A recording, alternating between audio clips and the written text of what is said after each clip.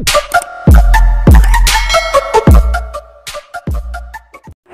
mga master! Welcome back again to our channel. Panibagong araw, panibagong kabanata na naman ang pagsamasamayin natin ngayong araw na ito. At kung bago ka sa ating channel, pag-click ang subscribe button and hit the notification bell para updated kayo sa ating mga susunod na videos. So mga master, bago natin simulan ang ating kabanata ngayong araw na ito, huwag po sana natin skip yung ads mga master no, dahil malaking bagay na po yan sa ating munting channel. So simulan na natin kabanata ngayong araw na ito. Let's go! Kabanata 841 hanggang 850. Kabanata 841 umupo at mag-usap ng sinaunang panahon. Madaling araw. Ang mga pangunahing miyembro ng pamilya Leocadia ay nagtipon na sa tabi ng higaan ng matanda. Kahapon, si Delilah Leocadia ay binitay ng mahigit 100 metro sa hangin, na nagpasindek sa kanya sa isang estado ng kawalang tatag ng pag-iisip. Isang buong hapon ng pang-emerhensyang paggamot ang kinakailangan upang maibalik ang elder na ito mula sa bingit. Di nagtagal, si Jasmine Leocadia ay dinala rin pabalik sa tahanan ng Leocadia. Malubhang nasugatan, na may 5 bali ng buto. Bagamat walang ebidensya, ngunit ang lahat ng mga palatandaan ay nagpapahiwatig na tila si Beckett Carmichael ang gumagawa ng kalokohan.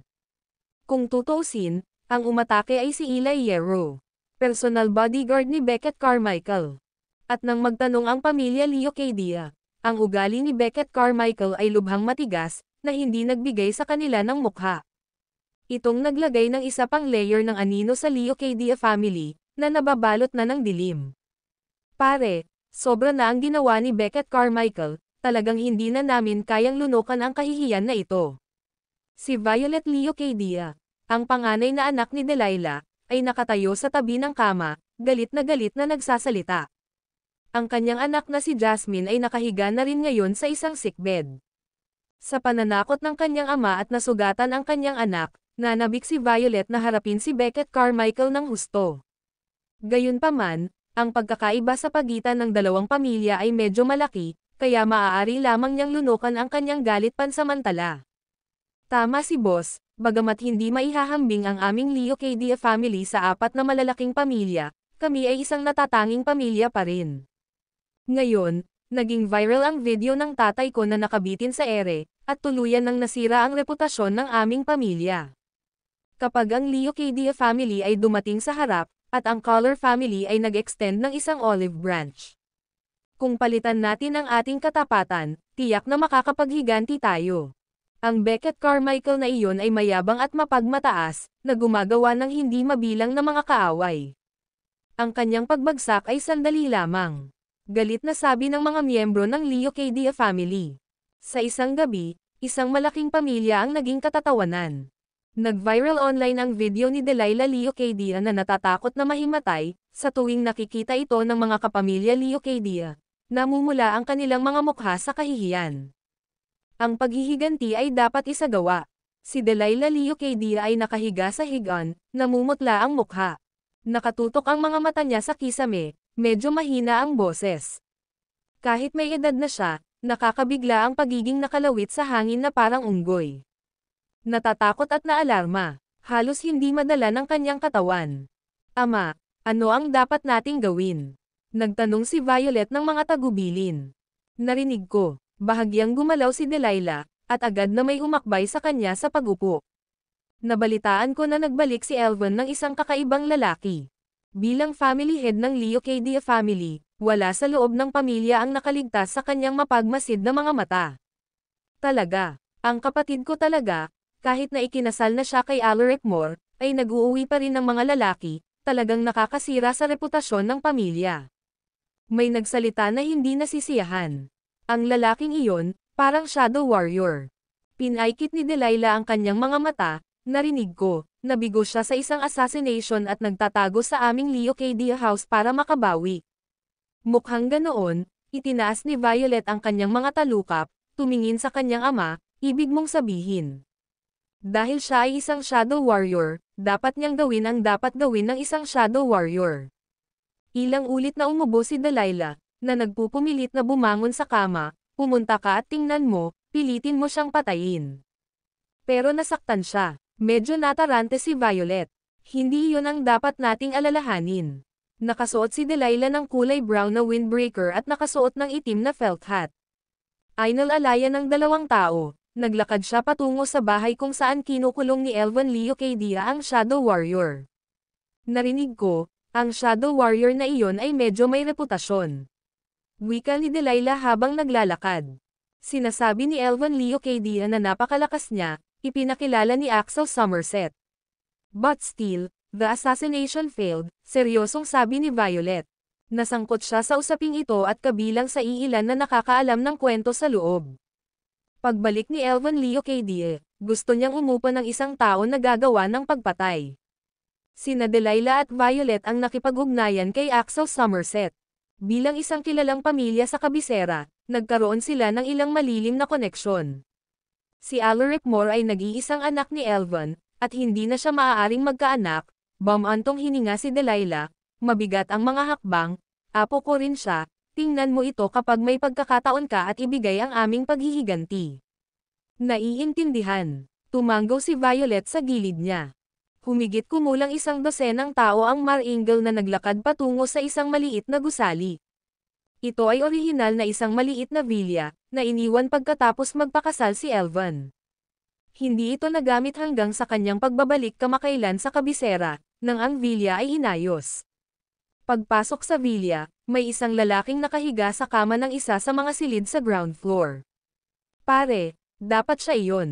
Itinuro ni Violet ang lalaking nakasuot ng sandata sa kama, na nagsasalita ng maingat.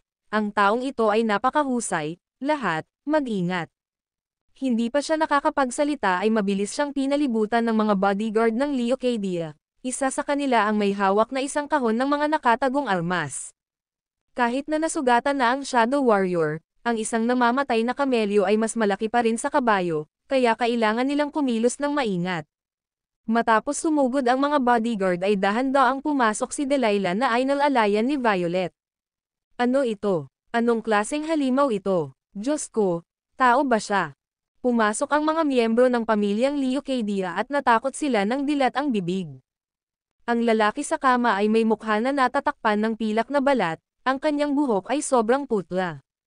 Hindi siya dapat magmukhang tao. Ito Euro Broken Bar. Kahit na si Delilah Leocadia ay nakahanda sa pag-iisip, ang pagkakita kay Hades sa unang pagkakataon ay labis na nabigla sa kanya. NONGO, tila narinig ang ingay ng mga tao, dahan-daang iminulat ni Hades ang kanyang mga mata. Pinalaki niya ang mga taong nasa harapan niya. Ikaw ba ang Shadow Warrior? Pasiga na tanong ni Violet Leocadia. Ngunit hindi nagsalita si Hades at muling pumikit.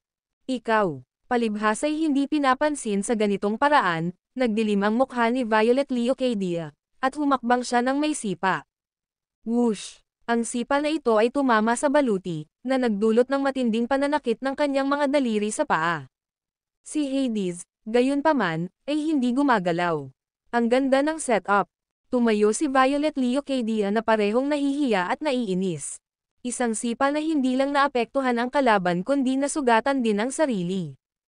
Ang mga miyembro ng pamilyang Leocadia ay nakatingin sa likuran niya. Ikaw, umakyat ka at sampelan mo siya. Itinuro niya ang isang bodyguard sa tabi niya, nagtatago sa aming Leocadia house at nagbabaka sakali pa ring makipag-usap sa akin. Turuan mo siya ng leksyon. Naiintindihan. Nagtaas ng manggas ang bodyguard at lumapit kay Hades. Pagpikit ng mata, handang hampasin. Whoosh! Pero sa sumunod na sandali, biglang nagmulat ng mata si Hades. Naglabas siya ng pilak na karayom mula sa kanyang bibig. Tinamaan nito ang bodyguard sa gitna ng kanyang noo. New Euro Broken Bar. Ungol ng bodyguard. Nanlaki ang mga mata niya nang diretsyong bumagsak sa lupa. Patay. Pumunta ka. Gumalaw ang lalamunan ni Delilah Leocadia, nakaramdam ng lamig sa kanyang gulugad. Sa kabutihang palad, hindi siya ang gumawa ng paglipat. Tumigil ka. Ang bodyguard na may hidden weapon box ay sumugod pasulong, ang kahon ay nakatutok sa ulo ni Hades. Anong katapangan, pagpatay sa loob ng sambahayan ng Leocadia? Sino ka sa tingin mo? Nakahinga ng maluwag si Violet Leocadia. Malinaw. Ang kalaban ay malubhang nasugatan. Bukod dito, mayroon silang nakatagong kahon ng armas.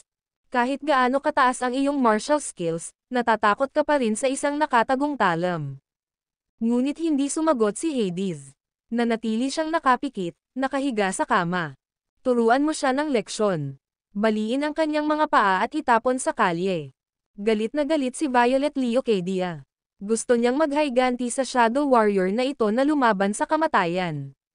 Gumawa ka. Hinawakan ng isang bodyguard ang nakatagong kahon ng armas na nakatutok kay Hades, habang ang ilan pang iba ay nagsara, na handang hampasin. Boom! Noon lang, sinuntok ni Hades ang pader sa tabi niya. Nabasag talaga ang matibay na pader. Mag-ingat ka, Euro Broken Bar. His. Bago pa matapos magsalita si Delilah Leocadia, bumunot si Hades ng kulog mula sa dingding. Isang flash ng malamig na liwanag. Klang! Ang nakatagong kahon ng sandata sa kamay ng bodyguard ay agad na natamba. Splat! Tumagos ang kulog sa kanyang katawan. Wala pang 5 sentimetro ang dulo ng sibat mula sa lalamunan ni Delilah Leocadia. Umupo ka, mag-usap tayo. Tinapik-tapik ni Hades ang kama sa tabi niya, paos na nagsasalita. Ang video na ito ay edited by Urban Storytelling. Kabanata 842, ang inggit ni Karen, sige. Tumibok ang puso ni Delilah Leocadia, at muntik na siyang mawalan ng malay. Kahapon lang, nabitin siya sa ere, natakot. Ngayon, muli siyang pinagbantaan ng isang nakatagong kahon ng armas, ang kanyang buhay ay nakabitin sa pamamagitan ng isang sinulid. Maglakas loob ka, whoosh! Hindi pa tapos magsalita si Violet Leocadia nang biglang binawi ni Hades ang mahabang sibat sa kamay niya. Tapos, sinuntok niya ng kaliwang kamao ang butas na katawan ng bodyguard. Direktang lumipad ang bangkay ng bodyguard, na hinampas si Violet Leocadia sa dingding. Sa isang iglap, naramdaman ni Violet Leocadia na parang pinupunit ang kanyang mga organo, namumula ang kanyang mukha. At ang mahabang kahon ng mga nakatagong armas ay muling umaaligid sa harap ni Delilah Leocadia. Umupo ka. Ang parehong mga salita, hindi ko nais na sabihin sa pangatlong beses. Pumikit si Hades na tila medyo pagod. Sige, nanghina ang mga paa ni Delilah Leocadia, at muntik na siyang mahulog sa lupa. Tao pa rin ba ito? Nalampasan pa niya ang hidden weapons box. Matapos huminga ng malalim, si Delilah Leocadia ay mabagal na naglakad papunta sa gilid ni Hades. Dahan-dahan siyang umupo, ang kanyang katawan, patuloy na nanginginig. Gusto mo bang mabuhay? Walang pakialam na tanong ni Hades na nakapikit. Ginagawa ko. Hindi mapalagay si Delilah Leocadia sa loob. Sa kanyang mga 60 o 70, siya ay dumaan sa hindi mabilang na mga bagyo. Ngunit sa loob lamang ng 2 maikling araw, siya ay pagod sa pag-iisip at pisikal, na gulong-gulo. Kung gusto mong mabuhay, makipagtulungan ka sa akin. Iminulat ni Hades ang kanyang mga mata at ibinaling ang kanyang ulo para tingnan ang matandang miyembro ng pamilya Leocadia. Saglit lang, bibigyan ka ni Elvan Leocadia ng race eta. Ibalik mo ang gamot na nakalista dito, at ililigtas ko ang iyong buhay. Ngunit, kailangan mong manatili dito nang hindi umaalis sa isang hakbang sa loob ng 3 araw. Matapos idagdag ito, tumingin siya kay Violet Leocadia, kung hindi dahil kay Elvan Leocadia, patay ka na, scram. Oo, hindi naglakas loob na sumagot si Violet Leocadia at agad na tumakbo na parang aso. 3 araw, pero marami pa akong dapat asikasuhin. Nagpanik si Delilah Leocadia sa loob. Kung talagang kailangan niyang manatili ng 3 araw, natatakot siya na pahihirapan siya hanggang mamatay. Nanunumpa ako sa karangalan ng pamilya Leocadia, ginagarantiya ko ang iyong kaligtasan. Hindi mo ba ako papayagan? Wala akong pakialam sa mga gawain mo. Inalis ni Hades ang nagpapalamig na kulog, na malamig na nagsabi, lumabas ka sa silid na ito, at tiyak na mamamatay ka. Sige, nang makitang walang puwang para sa negosasyon, pinatibay ni Delilah Leocadia ang kanyang puso, 3 araw na. Hindi ako mahilig umutang ng pabor sa mga tao. Huminga ng malalim si Hades, at tila pagod na pagod, kapag gumaling na ako, maghihiganti ako para sa apo mo, at para din sa iyo. Ako, pinaikit ni Delilah Leocadia ang kanyang mga mata, ang kanyang katawan ay agad na nanginginig, ngunit, walang nakakaalam kung sino ang gustong kunin ako. Julius Reed. Tumangala si Hades sa kisame, bahagyang kumukunot ang mga sulok ng kanyang bibig, sa ilalim ng langit, bukod sa kanya, walang sinumang nangahas na maging napakapangahas. Para bitin ka sa sikat ng araw. Nang marinig niya ang tungkol sa bagay na iyon mula kay Elvan Leocadia, nahulaan na niya na ito ay ginawa ni Julius Reed. Mukhang mabilis na nakabawi ang kanyang pangunahing kaaway. Siya talaga. Nagulat si Delilah Leocadia sa loob. Ang parehong tao na pumatay sa kanyang apo. Oo. Pagod na nagsalita si Hades, umupo sa tabi ng upuan at magpahinga sandali. Tandaan mo ang aking mga salita, kung aalis ka sa lugar na ito, tiyak na mamamatay ka. Pagkatapos magsalita, tumahimik ulit siya. Naiintindihan. Nagmumuni-muni si Delilah Leocadia na may nalilitong mukha. Kuwait. Samantala, sa Eastern Bay Park, umupo si Julius Reed sa ilalim ng puno, nakatingin kay Karen sa tabi niya, may itatanong ako sa iyo. Kuya Davenport, ano ba? Magsabi ka lang, masayang sabi ni Karen. Pagdating niya, binigyan ni Julius Reed si Karen ng bagong double cup. Lumot na berde na may berda ng luntiang kapatagan. Hinahangaan ni Karen ang mga cup ng double, at nang ilagay ito sa kanyang ulo, kontento siyang ngumiti. Ang likod ko, biglang sumakit. Ngunit hindi ko mahanap ang isyo. Galing ka sa Medicine King Valley, pwede mo bang tingnan? Inilahad ni Julius Reed ang isang kamay, naghihintay na kunin ni Karen ang kanyang pulso. Kahit sa mga araw ng matinding pakikipaglaban, gagaling ang kanyang katawan sa maikling panahon. Bihirang-bihira siyang makaranas ng ganitong sitwasyon, kung saan wala siyang ginhawa buong araw. Sa pagkakaroon ng buhay para sa 10,000 taon, ang kanyang mga pag-aandar sa katawan at mga organo ay umunlad sa isang antas na hindi tao. Oh, dahan-daang nilagay ni Karen ang kamay sa pulso ni Julius Reed, at agad na tumaas ang kilay nito. Nag-away ba kayo kagabi? Ginawa ko. Tumanggaw si Julius Reed. Naakit siya nina Wyatt Carmichael at Arden Bread sa kakahuyan ni Baron Gray para sa isang malaking labanan. Ngunit pagkatapos ng unang pakikipaglaban kay Hades, ganap na gumaling ang kanyang katawan sa loob lamang ng isang araw. Ang labanan kagabi ay halos isang kumpletong pagkatalo. Alam ko na, makahulugang tumanggo si Karen, hindi ko ine-expect na mag-e-enjoy ka sa ganoong bagay. Noong una ay naisip niya na ang Dragon King ay hindi interesado sa kasiyahan ng laman, ngunit tila napakalalim ng kanyang pagbabalat kayo. Hindi naman sa kung mag-e-enjoy ba ako o hindi. Kung lalapitin nila ako, bakit ako magiging magalang? Medyo natarante si Julius Reed.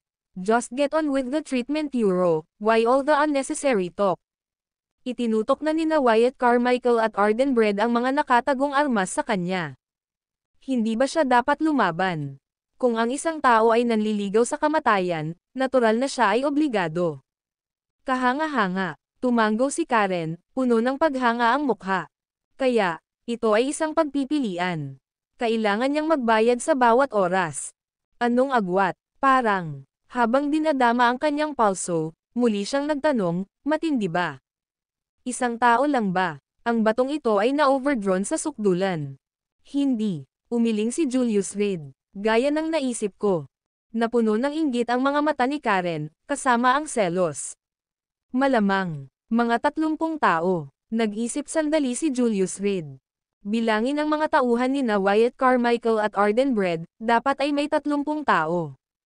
Hindi bababa sa isa, banal na tae. Nanginginig ang kamay ni Karen, at nanlaki ang kanyang mga mata, ganito ba ang buhay ng mayayaman? Mahigit 30 tao. Karaniwan siyang naglakas loob na tumawag ng 2 lamang sa isang pagkakataon. 3 ay sobra-sobra para sa kanyang katawan. Sa katunayan, ang isang boss ay isang boss. Matatag. Gaano katagal ang laban? Naasim si Karen sa inggit. Ito ang buhay na gusto ng mga lalaki. Ilang minuto, siguro. Bagamat hindi maintindihan ni Julius Reed kung bakit ganoon ang tanong ni Karen, sumagot pa rin siya ng totoo. Pinunasan niya si Wyatt Carmichael ng isang hampas ng palad at pagkatapos ay kinuha ang Arden Bread, lahat sa loob ng wala pang 5 minuto. No, Omicron. 3 minuto na siguro. 3 minuto lang. Napaawang ang bibig ni Karen, binilang niya sa kanyang mga daliri, 3 times 30, 90 minutes, that's not too bad. Ano bang binubulong-bulong mo? Iritadong sambit ni Julius Reed, "Bilisan mo, ano bang problema ko?" Sumakit ang likod niya. Ito ay pare-pareho. Kung hindi, hindi niya hahanapin si Karen. Ngunit kadalasan, si Karen, na mabilis at mahusay, ay kumikilos na parang tanga ngayon. Wala namang seryoso. Reresetahan kita ng gamot, at magiging maayos ka sa isang araw. Mabilis na isinulat ni Karen ang Race Eta. Iniabot ito kay Julius Reed, "Brother Davenport, mag-ingat ka sa susunod. Kailangan mong panatilihin itong kontrolado." Nakuha ko. Kinuha ni Julius Reed ang Race Eta, naiinip na sinabi, "Ano naman ang usapin ng pamilya Leocadie? Kamusta ka na? Ito ang ikalawang araw, dapat ay gumawa ng hakbang si Natalia Leocadia. Tulad ng iyong hinulaang, ang Leocadia family ay nasa ilalim ng matinding pressure. Ngayon, ang matanda ay mag-isa sa silid ng ospital, lahat ay bumalik sa kani-kanilang mga lugar, ang lahat ng pagbabantay ay naka-off, naghihintay na lamang ng isang tao na maghatid ng antidote. Pagdating ni Karen sa tirahan ng Leocadia family, parang walang tao. Desyerto. "I notify ako kaagad kapag may balita." Tumayo si Julius Reed, ouch. Masakit pa rin ang likod niya. Dahan-dahan lang. Nakatingin ng may inggit, sinuportahan ni Karen si Julius Reed, "Remember that formula I gave you? Eat more of that." Nakuha ko. Ibinulsa ni Julius Reed ang Race Eta at umalis sa Eastern Bay Park sa masayang lakad. Kakaalis lang niya. Isang babaeng nakasuot ng sunglass ay tahimik na nagsalita sa kanyang earpiece sa likod niya, nakita ang target. Ang video na ito ay edited by Urban Storytelling. Kabanata 843, "I'm back on the way." Hindi napigilan ni Julius Reed na pag-isipan ang sinabi ni Nelson. Sino ang hinahanap niya 10 taon na ang nakakaraan? Mula nang itatag ang 10,000 Mountain Alliance, bihira siyang kumilos sa kanyang sarili. Sa hindi mabilang na mahusay at malalakas na tauhan sa kanyang pagtatapon, ang kailangan lang ay isang utos at may isang taong aasikasuhin kaagad ang mga bagay. Pa-Euro. Kinuha niya ang alias na Mad Dragon at itinatag ang Seven Clouds Academy sa Martial World. Isang paliwanag lang iyon. Ang Divine Dragon Tripod at ang taong hinahanap niya ay dapat na ilihim sa mga sekta sa buong mundo. Kung matuklasan sila ng mga nakatagong sekta na iyon, tiyak na haantong ito sa isang bloodbath. Isang kalamidad para sa buhay. Kung hindi, bakit kailangan ng makapangyarihang Dragon King ang alias na Mad Dragon? Ang item ay dapat na naiwan sa Martial World. At ang taong iyon ay maaaring nasa lungsod. Hindi masyadong masikip ang Eastern Bay Park sa maghapon, maliban sa ilang matatandang nakikipaglaro sa mga bata, halos walang ibang bisita. Naglakad-lakad si Julius Reed at hindi nagtagal ay napagtanto niya na ang tanging 300 pera na mayroon siya ay ibinigay na kay Nelson Euro Broken Bar. Ngayon, nahaharap siya sa awkward na sitwasyon ng walang pera para sa taxi. Wala siyang choice kundi gamitin ang kanyang cellphone para tawagan si Beckett Carmichael para magpadala ng sasakyan para sa kanya. Nang matanggap ang tawag, agad na tinungo ni Eli Hierro ang kanyang sedan. Ngunit aabutin ito ng 20 minuto. Pwede rin euro. Si Julius Reed ay nakatayo sa ilang simpleng kagamitan sa pag-eehersisyo at nagsimulang umindayog ng maluwag. Makalipas ang 3 minuto euro. Tahimik na lumapit ang 2 taong kakaiba ang pananamit. Sa sandaling lumitaw sila, napansin ni Julius Reed ang kanilang presensya. Mahusay ang dalawa at tahimik na gumalaw. Kapansin-pansin ang gayong kagalingan. Ang tila casual na pares, nang makalapit kay Julius Reed, ay biglang lumipat. Isang lalaki at isang babae, isa sa kaliwa at isa sa kanan. Swish! Iniabot ni Julius Reed ang isang dagger mula sa kanyang manggas, nakaposisyon ang gilid nito sa mismong lalamunan ng babae. 30 seconds. Give me a reason not to kill you. Sabi niya nang hindi man lang lumingon, puno ng kumpiyansa ang boses. Kung ang iyong kasama ay maglakas loob na kumilos, siya ay mamamatay bago ka. Hindi na kailangan ng 30 segundo, sagot ng babae, hindi inaasahang hindi nagulat.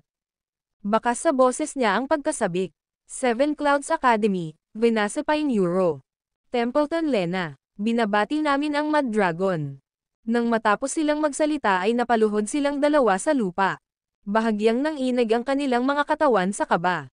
Venasipine, Templeton Lena. Dahan-dahang binawi ni Julius Reed ang kanyang punyal, saglit na nagpupumilit na maalala. Mad Dragon, Seven Clouds Academy. Dapat silang mga lumang kakilala, walang duda. Ano ito? Matapos ang kalahating minutong katahimikan, muling nagsalita si Julius Reed. Baliw na dragon. Mukhang nagulat si Vanessa Pine. Hindi mo ba kami naaalala? Hinubad niya ang suot niyang sunglass, mukhang desperado na. Talaga bang iniwan mo kami? 4 na taon na ang nakalipas Euro. Nawala ang Mad Dragon nang walang salita. Ang Seven Clouds Academy ay naghanap ng husto nang walang anumang palatandaan. Nang maglaon, naglik ang balita at nag-defect ang mga pangunahing miyembro sa loob. Nagre-resulta sa Dominator ng Martial World sa loob ng 6 na taon na gumuho sa loob ng 3 araw. Hindi mabilang na mga elite ang namatay o nasugatan, ang ilang nakaligtas ay nagtago sa mga sulok. Tulad ng mga daga sa imburnal, hindi sila nang ahas na makita ang liwanag ng araw. Ngunit kahapon, nakatanggap sila ng katalinuhan. Muling lumitaw ang Mad Dragon. Ang mga nakatagong disipulo ng Seven Clouds Academy mula sa iba't ibang lugar ay sumugod patungo sa sinaunang silangan. Ang landas ay puno ng mga panganib at kahirapan. Walang humpay ang mga pagpatay. Karamihan sa kanila, magpakailanman, ay walang paraan upang makatapak sa lupaing ito. Euro Broken Bar, huminga ng malalim si Julius Reed at mahinang nagsalita, hindi ko na maalala. Bagamat sanay ang dalawa, hindi sila bagay sa kanya. Nang hindi lubos na sigurado sa kanilang mga pagkakakilanlan, hindi niya nais na magkaroon ng maraming pakikipag-ugnayan sa kanila. Go now, if I need you, I'll find you, malamig na sabi ni Julius Reed. Sa kasalukuyan, ang martial world ay nasa kaguluhan. Kailangan niyang maging maingat. Ang pinaka hindi mahuhulaan na bagay sa mundo ay ang puso ng tao. Mad Dragon Euro Broken Bar. Thud. Lumuhad muli si Vanessa Pine na kanina pa nakatayo. Malakas na tumama ang kanyang mga tuhod sa marble tiles ng parke. If you Euro Broken Bar, she choked up. If you disdain US, Seven Clouds Academy ay maaaring tanggalin sa araw na ito Euro Broken Bar. Pagkasabi noon, kinuha niya ang isang sinaunang libro na may bahid ng dugo mula sa kanyang dibdib. Dahan-dahan niyang inilagay ito sa lupa. Sa sandaling nagpa siya ang mga tao mula sa Seven Clouds Academy na lumabas, ang kanilang kapalaran ay seliado na. Hindi mabilang na mga tao ang crazily chased upang patayin sila, kung Mad Dragon ay wala doon. Ang mga taong ito ay hindi makakaligtas sa araw na ito. Noon, itinaya ni Lay Calliope ang kanyang buhay para alisin ang mga pangunahing sikreto ng Seven Clouds Academy. Ngayon, ihaharap ko sila sa iyo. 3 beses na yumoko ng malalim si Vanessa Pine kay Julius Reed. Sa kanyang kamay ay biglang lumitaw ang isang punyal. Nagbitiw para mamatay. Mas mabuting tapusin ang sarili kaysa mamatay sa kamay ng iba. Klang. Ang punyal, na ilang pulgada lang ang layo kay Vanessa Pine, ay natambo ng isang napakalaking puwersa. Yun na Euro Broken Bar mabuhay. Yumoko si Julius Reed at kinuha ang sinaunang libro na may bahid ng dugo. Marahil ay medyo luma na ito, matagal nang natuyo ang mga bahid ng dugo. Ngunit hawak-hawak niya ang sinaunang libro sa kanyang mga kamay, ramdam pa rin niya ang amoy ng dugo dito. Basang-basa ng sariwang dugo ang buong libro. Ang mga pahina, bahagyang kulot. Operation Hidden Dragon Euro Broken Bar. Marahang hinawakan ng kamay ni Julius Reed ang pabalat ng sinaunang aklat, binasa ang 4 na malalaking karakter dito. Ang mga karakter ay kanyang sariling sinulat. Tama yan. Ang mga hampas ay ligaw, may aura na parang nilalamon ang mga bundok at ilog. Ang 4 na malalaking karakter, tulad ng mga gintong dragon na mabangis na sumasayaw, ay tinatakan sa sinaunang aklat. Huff, huminga ng malalim, dahan-daang binuksan ni Julius Reed ang sinaunang libro. Sa loob, maaaring may mga sikreto tungkol sa kanya. Gregorian Calendar 2000, ika-14 ng Pebrero. Ang Seven Clouds Academy ay nagtatag ng isang espesyal na grupo ng operasyon, na nagpapatupad ng Hidden Dragon Plan. Head of Operations Rainer Ellsworth, Team Members Thompson Wilson, Sergio Sibra, Devlin Euro Broken Bar. Snap! Pinaikit ni Julius Reed ang kanyang mga mata, at ang sinaunang aklat na nasa kanyang mga kamay ay pumikit kaagad. Sa isang iglap, Isang baha ng mga alaala ang biglang pumasok. Napasandal siya sa mga kagamitan sa pag-eehersisyo, namumutla ang mukha, na nagpapakita ng sakit. Sunod-sunod na pangalan. Sunod-sunod ang mukha. Para bang sa isang pelikula, lumitaw sa kanyang mga mata. Makalipas ang 10 minuto, puno ng pawis ang mga palad ni Julius Reed. Vanessa Pine Euro Broken Bar. Napatingin siya sa babaeng nakasunglas sa harap niya at mahinang tumawag. Sa iyong serbisyo. Tuwang-tuwang sumigaw si Vanessa Pine, ang auditor ng Seven Clouds Academy. Si Vanessa Pine ay bumabati sa Mad Dragon. Templeton Lina Euro Broken Bar. Ibinaling ni Julius Reed ang kanyang ulo, tinitingnan ang silangang lalaki na may stubbled na mukha sa harap niya. Vanguard ng Seven Clouds Academy, Templeton Lena, binabati ang Mad Dragon. Pinagsalikop ng dalawa ang kanilang mga kamay. Sa kanilang mga mata, may isang kabaliwan na hindi nakita sa loob ng mahabang panahon. 4 na taon, nagdusa ka. Yumuko si Julius Reed at marahan silang tinulungang makatayo. 4 na taon. Ang dahilan kung bakit halos hindi kami nabubuhay sa mundong ito, araw-araw na nagtatago sa malalalim na kabundukan at masukal na kagubatan, ay ang bumalik sa Mad Dragon balang araw. Mamasa-masa ang mga mata ni Templeton Lena, tila nahuli sa buhangin at hangin. Bahagyang gumalaw ang kanyang lalamunan, at nagsimula siyang magsalita, nagtagumpay na ang Seven Clouds Academy. Nagtagumpay ito Euro Broken Bar. Bahagyang ngumiti si Julius Reed, tinapik siya sa balikat, mabubuhay ka ng bukas at matuwid. Malakas ang hangin sa unang bahagi ng tagsibol. Punong-puno ng luha ang mga mata ni Vanessa Pine at Templeton Lena.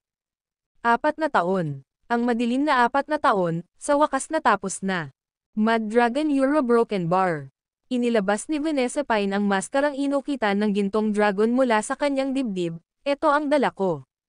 Salamat. Marahang kinuha ni Julius Reed ang maskara. Parang isang sandali, bumalik sa 10 taon na ang nakalipas. Ako, nagbalik. Ang video na ito ay edited by Urban Storytelling. Kabanata 844, sabihin sa buong mundo, 10 taon na ang nakalipas. Bumagsak ang Seven Clouds Academy, at ang tagapagtanggol na elder nito, si Saul Johnson, ay nagtaksil sa organisasyon at nagtatag ng sariling organisasyon kasama ang mga tauhan. Iyon ay, Shadowgate. Naglabas si Vanessa Pine ng isang papel, mahinang nagbasa. No wonder Euro Broken Bar, no wonder alam talaga ng third in command ng Shadowgate, Arden Bread, kung ano ang itsura ko. Marahang isinuot ni Julius Reed ang kanyang maskara. Parang bumalik siya sa 10 years ago. Noong siya mismo ang nagtatag ng Seven Clouds Academy. Ngayon, ang kanyang memorya ay hindi pa rin magkakaugnay. Ngunit, ilang mahahalagang tao at pangyayari, ang nasa isip niya. Nang salakayin ng Solon Mountain ang akademya, pinatay nila ang 18 sa aking mga pangunahing disipulo at kinuha ang hindi mabilang na mga kayamanan mula sa akin. Pinatay ng Deep Cold ang isa sa aking tagapagtanggol na elder at sinunog ang Dragon King's Hall. Kinuha ng Skyfire ang 3 sa aking mga sinaunang libro, pinatay ang 19 sa aking mga disipulo, at ibinitin ang kanilang mga bangkay sa labas ng Divine Dragon Tripod Euro Broken Bar. Euro Broken Bar. Bawat pangungusap na nabasa ni Vanessa Pine ay utang ng dugo. 10 taon na ang nakalilipas, ang mga nagsanib puwersa para salakayin ang Seven Clouds Academy Euro, napansin niya ang bawat isa. Para lang sa Euro Broken Bar. Ngayong araw, kabilang sa mga may bitter vendetta laban sa Seven Clouds Academy ay 18 paksayon, 372 tao. Sa pagtatapos, nanginginig ang boses ni Vanessa Pine. Ang bawat isa sa mga numerong iyon ay dating isang buhay na nilalang. Minsan na silang naging Euro Broken Bar mas mahigit. Mga kapatid na kasama niya araw-araw. Sa ngayon, 16 na paksayon, 302 tao ang nananatili. 300 tao Euro Broken Bar. Marahang hinaplos ni Julius Reed ang maskara sa kanyang mukha at mahinang sinabi, kagabi, parehong nahulog sa kamay ko sina Wyatt Carmichael at Arden Bread. Kahit sinong nakalista, lilipulin ko ng buo. Para sa mga namatay, huhukayan ko ang kanilang mga libingan, dudurugin ko ang kanilang mga buto, at ikakalat ko ang kanilang mga abo Euro Broken Bar. Tulad ng utos mo, yumuko ng malalim sina Vanessa Pine at Templeton Lena. Ang kanilang mga katawan, nanginginig sa emosyon. Mad Dragon, naghihintay sa iyo ang natitirang 13 miyembro ng Seven Clouds Academy sa isang abandonadong istruktura 30 milya sa labas ng lungsod.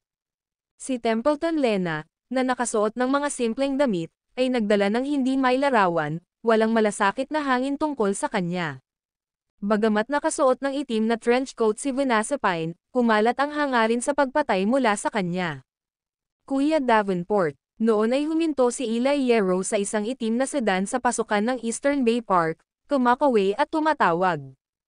Kailangan ko ng 4 na kotse. Lumingon si Julius Reed at nagsalita. Bigyan mo ako ng 3 minuto. Hinubad ni Eli Hierro ang kanyang salaming pang-araw at inilabas ang kanyang telepono para magpadala ng ilang mensahe. Kuya Davenport, saan pupunta? Pagkatapos ayusin ang mga sasakyan, nagtanong siya. Para kunan Euro Broken Bar mga kapatid, para iuwi sila. Umupo si Julius Reed sa passenger seat, may bahid ng kalungkutan ang tono nito. Ano ito Euro Broken Bar? Sa pagtingin sa maskara sa kanyang mukha, si Eli Hierro ay kumurap, wag na, mas mabuti sigurong hindi na ako magtanong. Whoosh! Sinarado ang pinto ng sasakyan. Nakaupo sa likuran sina Vanessa Pine at Templeton Lena, walang ekspresyon. Ito ay Euro Broken Bar. Naramdaman ni Eli Hierro na may mali. Sa kotse, nanlamig ito, napuno ng malamig na hangin. Kung hindi niya nakilala ang silhouette at damit ni Julius, na may maskarang iyon, hindi niya talaga masasabi. Sinundo ang isang tao. Huminga ng malalim si Julius Reed. Sa kanyang kamay, mahigpit niyang hinawakan ang sinaunang aklat na may bahid ng sariwang dugo. Makalipas ang 3 minuto, 3 sedan ang pumarada sa likuran nila. 30 milya sa labas ng lungsod. Kinuha ni Julius Reed ang telepono ni Templeton Lena at inihagis ito sa harap ni Eli Hierro, bilisan mo. Naiintindihan. Mariin na idiniin ni Eli Hierro ang accelerator, na mabilis na tumakbo patungo sa destinasyon sa abot ng kanyang makakaya.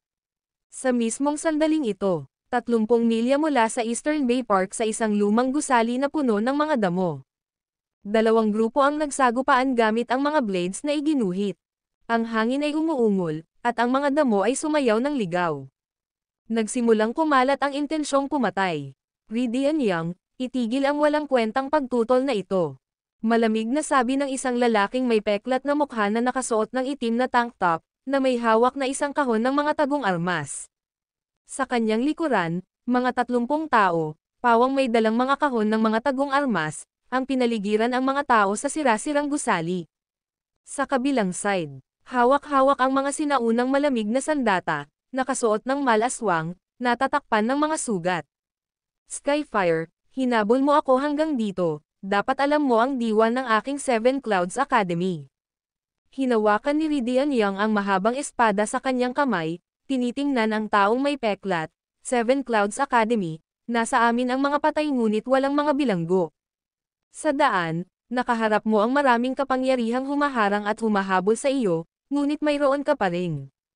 Tinuro sila ng Skyfire, tiningnan, at saka nagsalita, mayroon pa kayong 13 tao. Tunay na kapansin-pansin ang Seven Clouds Academy. Sa kasamaang palad, hindi tayo magkaibigan. Nagpakita na si Mad Dragon. Maaari mo kaming patayin, ngunit tiyak na hindi ka ililigtas ng Mad Dragon. Nagtamo ng maraming sugat ang katawan ni Ridian Young, nabahiran na ng dugo ang kanyang damit. Ngunit ang kanyang tono ay hindi kapani-paniwalang matatag. Sa kanyang likuran, 12 miyembro ng Seven Clouds Academy ang humarap sa kamatayan ng walang pag-aalinlangan. Sa kanilang mga mata, may makapal na fighting spirit. Baliw na dragon. Hinawakan ni Skyfire ang ilong niya, bahagyang ngumiti, patay na ang Mad Dragon. Smoke bomb lang yan na ibinato ng Shadowgate. Kung nabubuhay pa si Mad Dragon, magiging abo na ba ang Seven Clouds Academy mo, na may 13 tao na lang? Matigas ang ulo. Umiling siya, mapang-asar na nagsalita, noong mga araw na nariyan pa ang Mad Dragon, ang iyong Seven Clouds Academy ang may kabisera. Ako, Skyfire, ay kailangang yumuko bilang paggalang kapag nakita ka. Pero, patay na si Mad Dragon. Lumakad pasulong si Skyfire, ang kanyang mga leather na sapatos ay dumudurog sa graba, na gumagawa ng tunog ng rehas na bakal. Ridian Young, nagbago ang panahon. Ang Seven Clouds Academy ay naging kasaysayan, kilalanin ang katotohanan. Marahan niyang itinaas ang takip ng nakatagong kahon ng sandata, ibigay mo ang Divine Dragon Tripod, at ililigtas ko ang iyong buhay. Anong kagalakan ang mayroon sa buhay, anong takot sa pagkamatay? Dahan-daang itinaas ni Ridian Young ang kanyang mahabang espada, sumisigaw ng malakas, mayroon bang sino man sa Seven Clouds Academy na natatakot sa kamatayan? Kung oo, umalis ka na at hindi ko na ito itutuloy. Sandaling katahimikan. Walang nagsalita. Mayroon bang gustong makipaglaban hanggang kamatayan kasama ako? Para ipagtanggol ang karangalan ng ating Seven Clouds Academy. Ang boses ni Ridian Young ay umaalingaw-ngaw na parang kumukulog, umaalingaw-ngaw sa buong gumuhong gusali. Labanan. Mahigit 100 tao ang sabay-sabay na sumigaw. Haharap sa kamatayan ng walang pag-aalinlangan. Kahit na natatakpan na sila ng mga sugat. Kahit isang araw at gabing hindi sila nakapikit. Ngunit paano iyon? Seven Clouds Academy, walang duwag. Walang weaklings. Ang mayroon sila, ay isang matatag na espiritu. Isang Steel Legion. Umihip ang hangin, dahilan para kumaluskos ang mga damo. Sa loob ng gusali, nakamamatay na katahimikan. Ridian Young, talagang handa ka bang gamitin ang iyong buhay upang ipagtanggol ang malapit ng hindi na umiiral na Seven Clouds Academy? Pinaikit ni Skyfire ang kanyang mga mata, nagtanong, sulit ba ito? Hindi nagsalita si Ridian Young. Sinagot niya ang kanyang mga aksyon.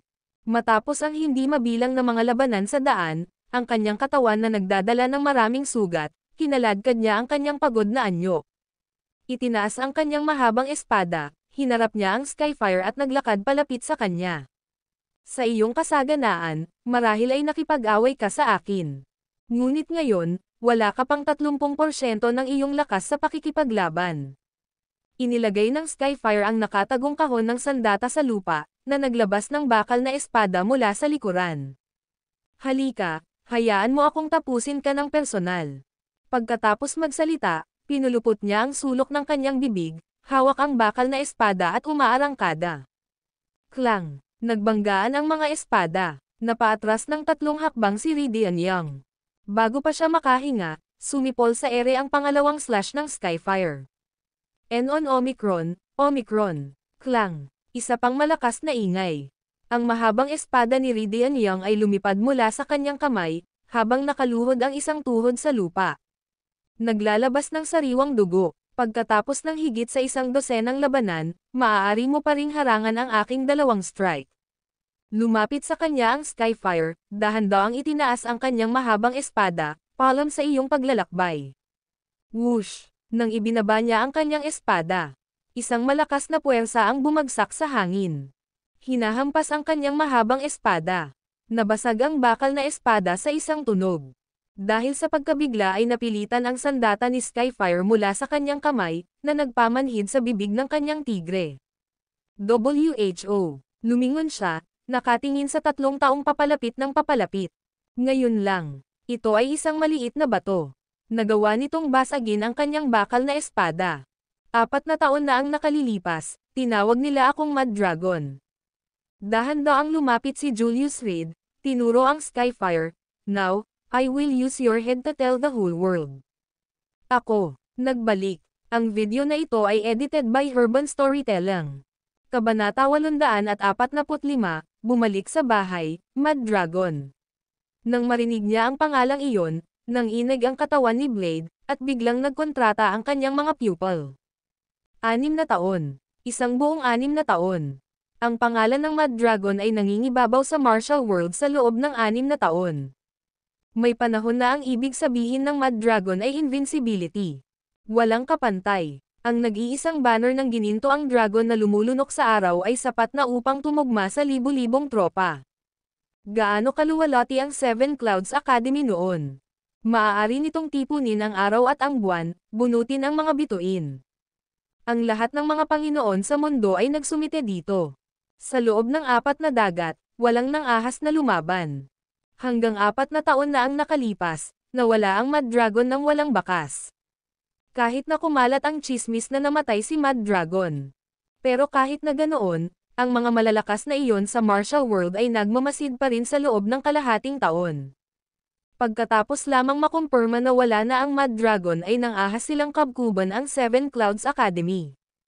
At noon pa, sa Venasapine na may hawak na banner ng gintong dragon na lumulunok sa araw, tinakat niya ang malalakas mula sa lahat ng panig mula sa pangahas na umabant. Nang makuha ang puwang na iyon, pinangunahan niya ang mga tao na makapasok. At sa gayon, ang mga disipulo mula sa Seven Clouds Academy na ngayon ay nakaligtas.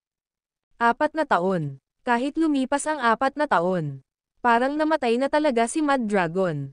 Ngunit nang mabanggit ang pangalang iyon, nanginginig pa rin ang puso ni Blade.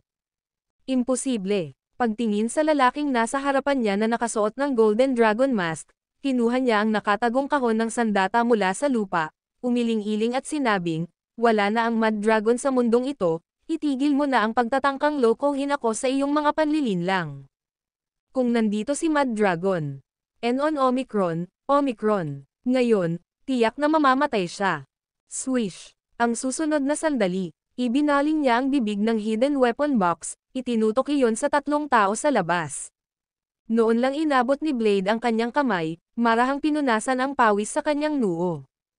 Kahit na nasa kanya ang hidden weapon box, kahit siya ang may kapangyarihan.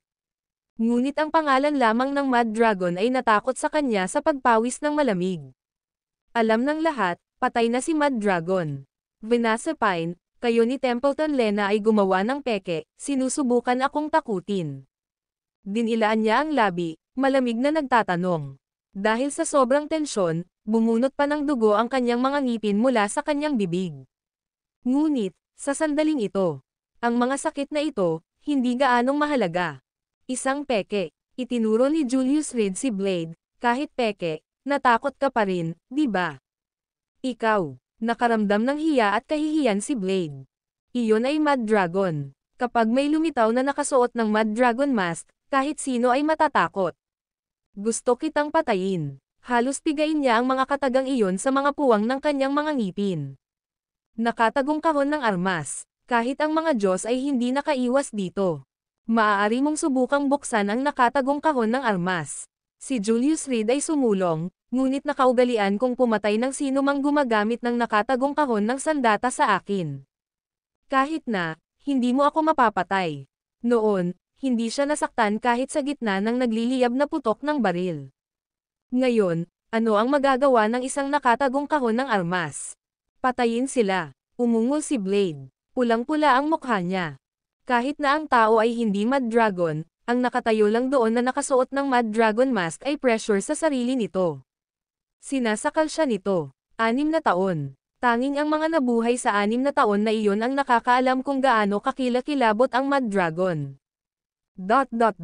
Hinailan ng mga operator ng hidden weapon box ang gatilyo. Whoosh! Mabangis na inihagis ni Julius Reed ang kanyang Amerikana sa harap. Sa loob ng wala pang 2 segundo, ginawang salon ng darts ang flying coat. Ngunit matapos mahulog sa lupa ang bagtong na Americana Euro. Walang tao sa harapan nila. Patay na katahimikan. Isa pang labanan ng patay na katahimikan. Ang mga operator ng nakatagong kahon ng sandata ay nalilitong tumingin sa harapan, ang kanilang mga mata ay puno ng pagkabigla. Sa ilalim ng sikat ng araw, may isang taong nawala sa ilalim ng kanilang nakatagong kahon ng sandata. Tumulo, sa tahimik na sirang gusali, tanging ingay na lamang ng pawis ni Blade ang natitira.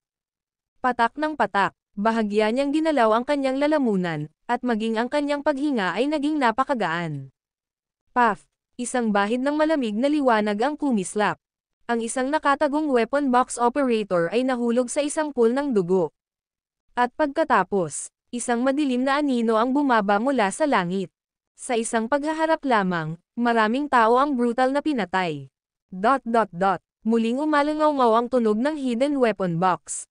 Ang mga operator, na nalugmok sa kaguluhan at gulat, ay wala nang pakialam kung tatamaan ng kanilang mga pana ang kanilang mga kasamahan.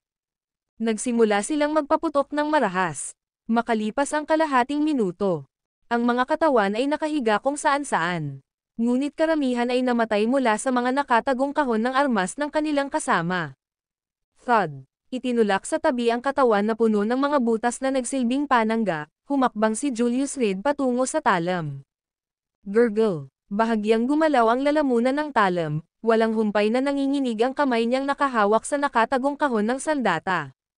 Seven Clouds Academy, Ridian Young. Pagbati, Mad Dragon. Thud. Sa sobrang emosyon, lumuhad si Ridian Young sa lupa, tumulo ang mga luha sa kanyang mukha. 4 na taon. 4 na taon na lang siyang nabuhay. Sa daan, nakatagpo siya ng maraming hamon at nakipaglaban sa 12 ng mga laban. Lahat ay tumuntong sa sinaunang at mahiwagang Eastern Continent na ito, hinahanap ang Mad Dragon na maaaring wala na. Nang lumitaw si Julius Reed, ang kanyang puso ay nagugulo na. Nang kumilos na ang kabilang partido saka lang siya nakasiguro. Bumalik na talaga si Mad Dragon. Whoosh! Sa likod niya, itinaas ng mga nasugatang disipulo ng Seven Clouds Academy ang batik-dugong Golden Dragon Devours the Sun Flag. Muling umihip ang simoy ng tagsibol. Ang watawat ay humalangaw-ngaw. Klang! Ang nakatagong kahon ng sandata ay nahulog sa lupa mula sa kamay ni Blade. Sumandal siya sa malapit na poste, nakanganga ang bibig. Ngunit hindi niya magawa. Magsalita ka. Ngayon, naniniwala ka ba? Lumapit si Julius Reed, huminto wala pang kalahating metro mula kay Blade. Huminto siya. Nagkaharap ang dalawa, nakatingin sa isa't isa. Pawis na pawis si Blade, mapatla ang mukha. Nahirapan siyang huminga. Wala man lang siyang lakas ng loob na lumaban. Kahit na, ito ay isang walang saysay na pakikibaka. Naranasan na ba niyang mabigatan ng utang ng dugo? Malamig na tanong ni Julius Reed. Walang 4 na taon na ang nakalipas, sabi ni Vanessa Pine, tumabi kay Julius Reed, ngunit kahapon, 3 disipulo ng Seven Clouds Academy ko ang namatay sa pamamagitan ng kanyang kamay. Hindi ko sila pinatay. Itinuro ni Blade ang mga katawan sa lupa, namamaos ang boses at sumisigaw, sila iyon. Sila ang gumalaw. Hindi ako nagbukas ng isang nakatagong kahon ng armas, talaga. Thud. Diretso siyang lumuhad sa lupa, nakikiusap ako sa iyo. Bigyan mo ako ng paraan para mabuhay. Handa akong maging aso mo, hanggat kaya kong mabuhay. Ikaw, hindi ka karapat-dapat na maging aso ko. Yumuko si Julius Reed, hinawakan si Blade sa leeg, at binuhat. Dahil sinabi mong hindi mga tao ng Seven Clouds Academy ko ang pinatay mo, ngayon, hindi kita papatayin. Talaga, kumalat ang ecstasy sa mukha ni Blade, at tuwang-tuwa siyang napabulalas, salamat sa iyong awa, Mad Dragon. Magsabi ka lang, at lalakad ako sa apoy at tubig para sa iyo. Ang salita ng Mad Dragon ay batas, alam mo iyon. Idiniin ni Julius Reed si Blade sa haligi sa likod. Salamat, Mad Dragon. Bagamat nahihirapan siyang huminga, pinunan pa rin ng pangako si Blade ng ginhawa mula sa pagtakas sa kamatayan. Ngunit ang mga papatay sa iyo ay sila. Dahan-daang bumitaw si Julius Reed sa pagkakahawak at nagsimulang umatras. Hindi. Ang pahayag na ito ay bumulusok kay Blade mula sa langit patungo sa impyerno.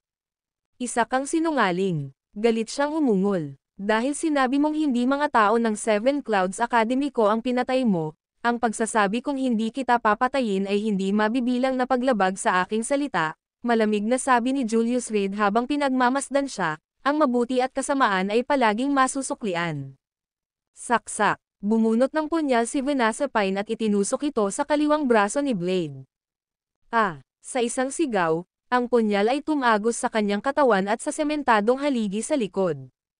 Templeton Lena. Saksak. Itinutok ni Templeton Lena ang isang punyal sa kanang braso ni Blade. Ang punyal ay tumagos ng 3 puntos sa bato. Ridian Young. Saksak. Isa pang strike. Kuwit. 15 alagad ng Seven Clouds Academy. 15 saksak. Ipinako nila si Blade sa sementadong haligi. Unti-unting tumulo ang dugo sa lupa. Umuwi na tayo. Napatingin si Julius Reed sa mga pagod na mukha sa harapan niya, mahinang ngumiti. Whoosh! Muling itinaas ang watawat ng Golden Dragon Devours the Sun. Ang video na ito ay edited by Urban Storytelling. Kabanata 846 na pagpatay ng mga tao, pagliligtas ng mga tao Enero. Kadalasan ito ay oras para sa mga pagdiriwang, na puno ng kaguluhan. Pagbisita sa mga kamag-anak, pagpapalitan ng pagbati sa bagong taon. Ngunit sa sandaling ito, Ang tahanan ng Leocadia family ay kahawig ng isang ghost tower. Sa malawak na villa complex na ito, wala ni isang tao ang makikita. Paminsan-minsan, iilang pasangyaw lang ang maririnig. Si Natalia Leocadia ay nakaupo sa opisina, namumula ang mukha. Nasa harapan niya ang isang panyo na may bahid ng dugo. Matingkad na pula ang dugo, nabahiran ang buong panyo. Mukhang marami ang naubo. 3 araw na ang nakalipas mula nang umalis si Julius Reed. Kailangan na niyang pumili ngayon. Upang isave o hindi upang isave. Manager Leocadia. Maya-maya lang, tinulak ni Adele Leocadia ang pinto at pumasok. Ubo. Napasandal siya sa pinto, tinakpan ng kamay ang bibig. Isang mahinang ubo. Pagkatapos, dahan-dahan niyang inalis ang kamay niya. Patak-patak. Ang matingkad na pulang dugo ay tumulo sa sahig sa pagitan ng kanyang mga daliri. Masama ka rin ba? Tanong ni Natalia Leocadia na namumutla ang mukha. Lalo itong lumala. Huminga ng malalim si Adele Leocadia at mariing isinara ang pinto.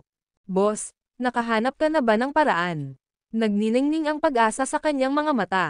Si Adele Leocadia lang ang nakakaalam ng isang bagay tungkol sa mga miyembro ng pamilya Leocadia. Ang tunay na inner sect disciple na nakatago sa loob ng Leocadia family ay si Natalia Leocadia sa harap mismo ng kanyang mga mata. Maging si Karen ay hindi inaasahan. Hinanap niya kung saan-saan ang inner sect disciple, ngunit hindi niya namalayan na kasama niya ang isang Medicine King Valley inner sect disciple. Walang silbi. Binuksan ni Natalia Leocadia ang isang drawer at inayos ang 12-dosenang bote at garapon sa mesa. Sinubukan ko na silang lahat, walang pakinabang. Whoosh! Sinuntok niya ang desk, puno ng galit ang mga mata. Nakakahiya naman, boss, kahit wala kang solusyon. Isang lumulubog na pakiramdam ang tumama kay Adele Leocadia. Medicine King Valley inner sect disciples, kung wala sa mundo, ay lubos na hinahangad. Ang kanilang mga kasanayan sa medikal ay napakahusay, hindi naaapektuhan ng mga Diyos o mga demonyo. Kahit na ang mga outer sect disciples ay itinuturing na mataas ang kasanayan sa medisina, hindi banggitin ang mga mula sa inner sect. Ngunit nahaharap sa gayong lason, nadama ni Natalia Leocadia na lubos na walang kapangyarihan. Buntong hininga. Humugat ng malalim na buntong hininga si Natalia Leocadia at parang natalo, kahit na darating ang Supreme Elder. 3 araw na iyon mula ngayon. Hindi na kami makapaghintay, boss. Adele Leocadia thudded, sa kanyang mga tuhod sa lupa. Iligtas mo kami. Kung makalason si Old Master Leocadia ng isang beses, maaari siyang malason sa pangalawang pagkakataon. Mag-survive muna tayo. Siya ay natatakot. Natatakot. Kung patuloy silang magsusuka ng ganito, nangangamba silang mamatay sila sa anemia bago tuluyang magkabisa ang lason. Spurt. Habang nagsasalita siya, niluwa ni Adele Leocadia ang isang subo ng dugo. Lalong namutla ang kanyang kutis. Basta, maghintay ka lang ng kaunti. Hindi handang sumuko si Natalia Leocadia. 10 araw na lang. Mamamatay si Old Master Leocadia. At siya, si Natalia, ay magkakaroon ng ganap na kontrol sa kapangyarihan. Sa suporta ng Leocadia family, buong-buo niyang magagamit ang mga kakayahan ng Medicine King Valley para lumunin ang iba pang 3 pangunahing pamilya. Siya ang magiging pinakamakapangyarihang tao sa kabisera. Sa oras na iyon, mauuna rin ang Medicine King Valley. Upang matupad ang kanilang ambisyon. Upang buhayin ang henyo, ang hari ng gamot. Sa katunayan, hindi pa namatay ang henyong Medicine King na iyon. Siya ay halos buhay pa. Nagyelo sa loob ng Boulevard Mountains. Naghihintay sa araw na muling makita ang liwanag ng araw. Boss, wala tayong oras. Bumangon si Adele Leocadia mula sa lupa, binuksan ang mga blind sa pamamagitan ng pag-swipe, at itinuro ang ibaba, tingnan mo. Si Sofia Leocadia, ang maliit na hayop na iyon, ay bumili pa ng ating mga kabaong. Ano? Nagulat si Natalia Leocadia, mabilis na tumayo. Makita lang euro. Sa looban ng pamilya Leocadia, mayroong 12-dosenang mga salamin na kabaong. Sa ilalim ng sikat ng araw, sila ay nakasisilaw. Ang salamin ay sumasalamin sa nakasisilaw, maraming kulay na mga ilaw, na nakakabulag sa mga mata. Naglakas loob siya, spurt. Habang sinasabi niya ito, napahawak si Natalia Leocadia sa kanyang dibdib. Sumabog ang dugo sa bintana. Dahan-daang dumudulas pababa. Parang makulay na painting. Iligtas mo muna ang mga tao. Kapag nalampasan na natin ito, kikilos tayo at aalisin ang matanda at bata. Si Adele Leocadia ay gumawa ng isang kilos na nanonood sa lalamunan. Mabuti Euro Broken Bar. Whoosh! Sinuntok ni Natalia Leocadia ang bintana. 3 taon ng pagbabalak, at nang siya ay malapit ng magtagumpay, ang lahat ay nasira. Hindi niya matanggap. Julius Reed, Sofia Leocadia. Maghintay lang kayong dalawa. Napapikit si Natalia Leocadia, nalungkot.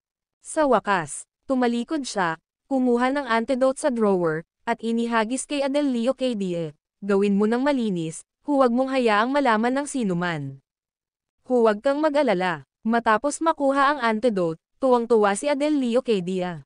Boss, ipapakain ko muna kay Old Master Leocadia. Tumalikod siya at umalis. Pagkaalis ni Adele Leocadia, binuksan ni Natalia Leocadia ang isa pang drawer, naglabas ng isang kahon ng mga nakatagong armas. Kinarga niya ang darts. Ang kanyang mga mata ay kumikinang na may bakas ng pagpatay na layunin. Walang laman ang kalsada ng pamilya Leocadia. Bukod sa maayos na pagkakaayos ng mga kabaong, wala nang iba. Maluwag. Palihim na lumabas si Adele Leocadia sa opisina ni Natalia Leocadia at tinungo ang ward kung saan naroon si Old Master Leocadia.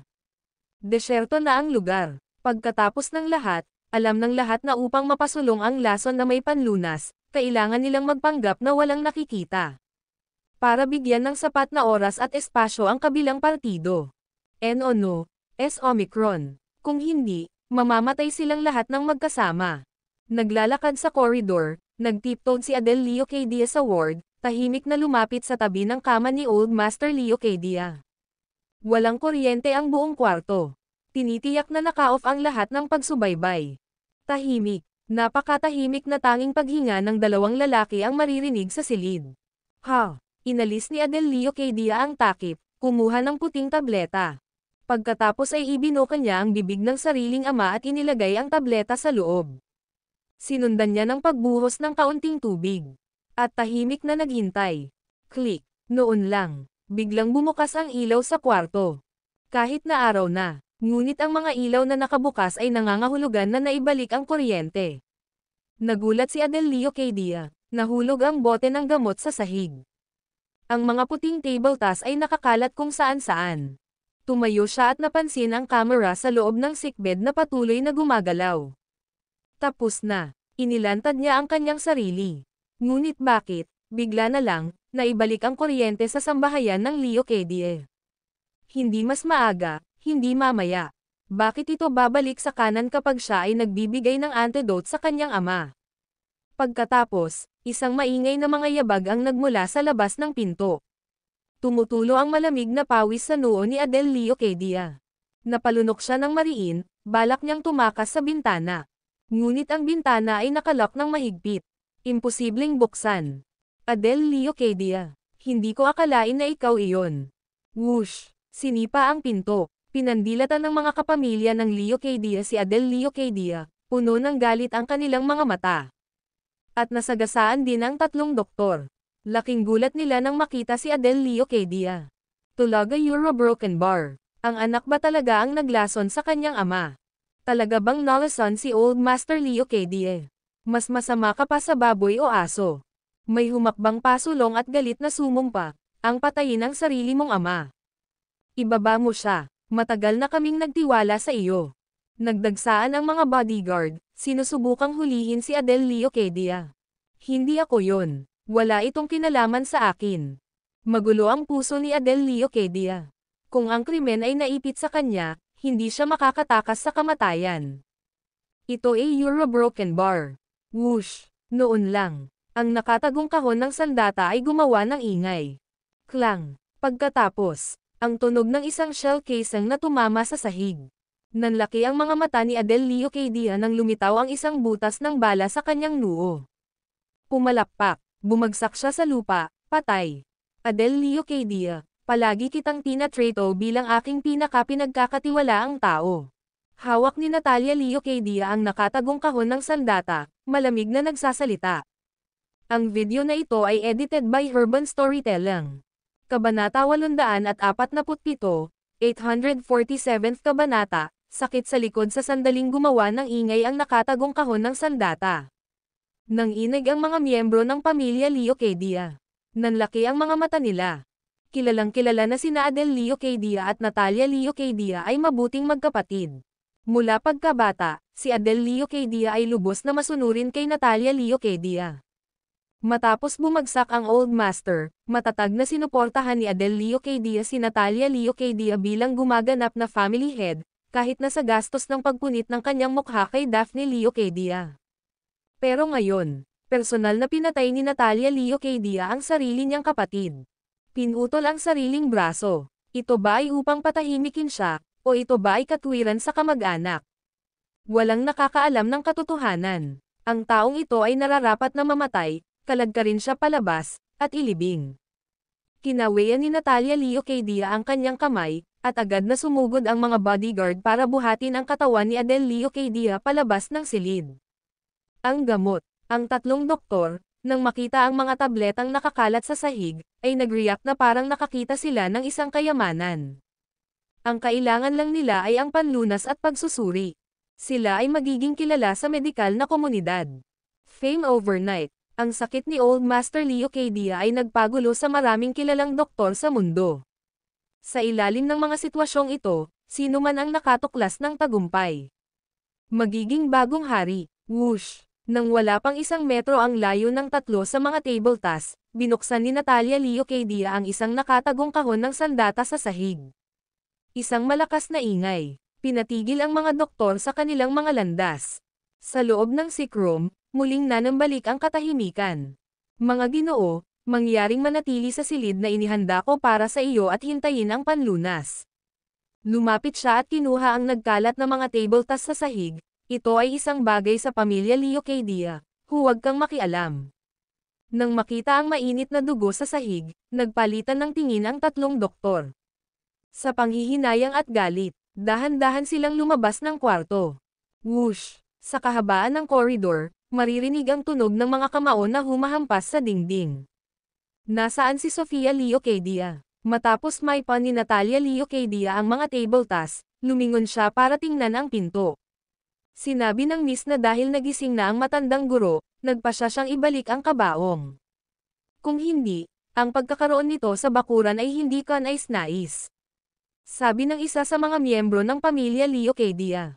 Damn! Sampain si Natalia Leocadia sa ilalim ng kanyang hininga, ang kanyang bibig ay patuloy na kumikibot. Tila sigurado ang dalaga na gagaling niya ang matandang guro. May isa pang mensahe si Miss. Nagsalita ang isa pang elder na malapit kay Sofia Leocadia. Magsalita ka. Si Natalia Leocadia ay nakaupo sa harap ng may sakit na kama, humihingal. Sa kanyang edad, sanay sa mga pukana.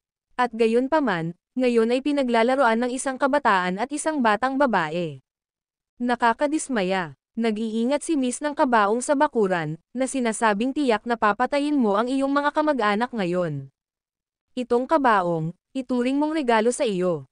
Sabi ng miyembro ng pamilya Leocadia, habang ang iba sa silid ay gumawa ng kakaibang mukha. Paano nahulaan ni Sofia Leocadia na tiyak na papatay ng tao si Natalia Leocadia? Pwede bang? Habang iniisip nila, naging kakaiba ang kanilang mga ekspresyon. Ang panlunas, si Natalia Leocadia, hawak ang nakatagong kahon ng sandata, ay lumapit sa miyembro ng pamilya Leocadia. Tanungin si Sofia Leocadia kung nasaan ang antidote. Walang antidote, sagot ng kapamilya Leocadia.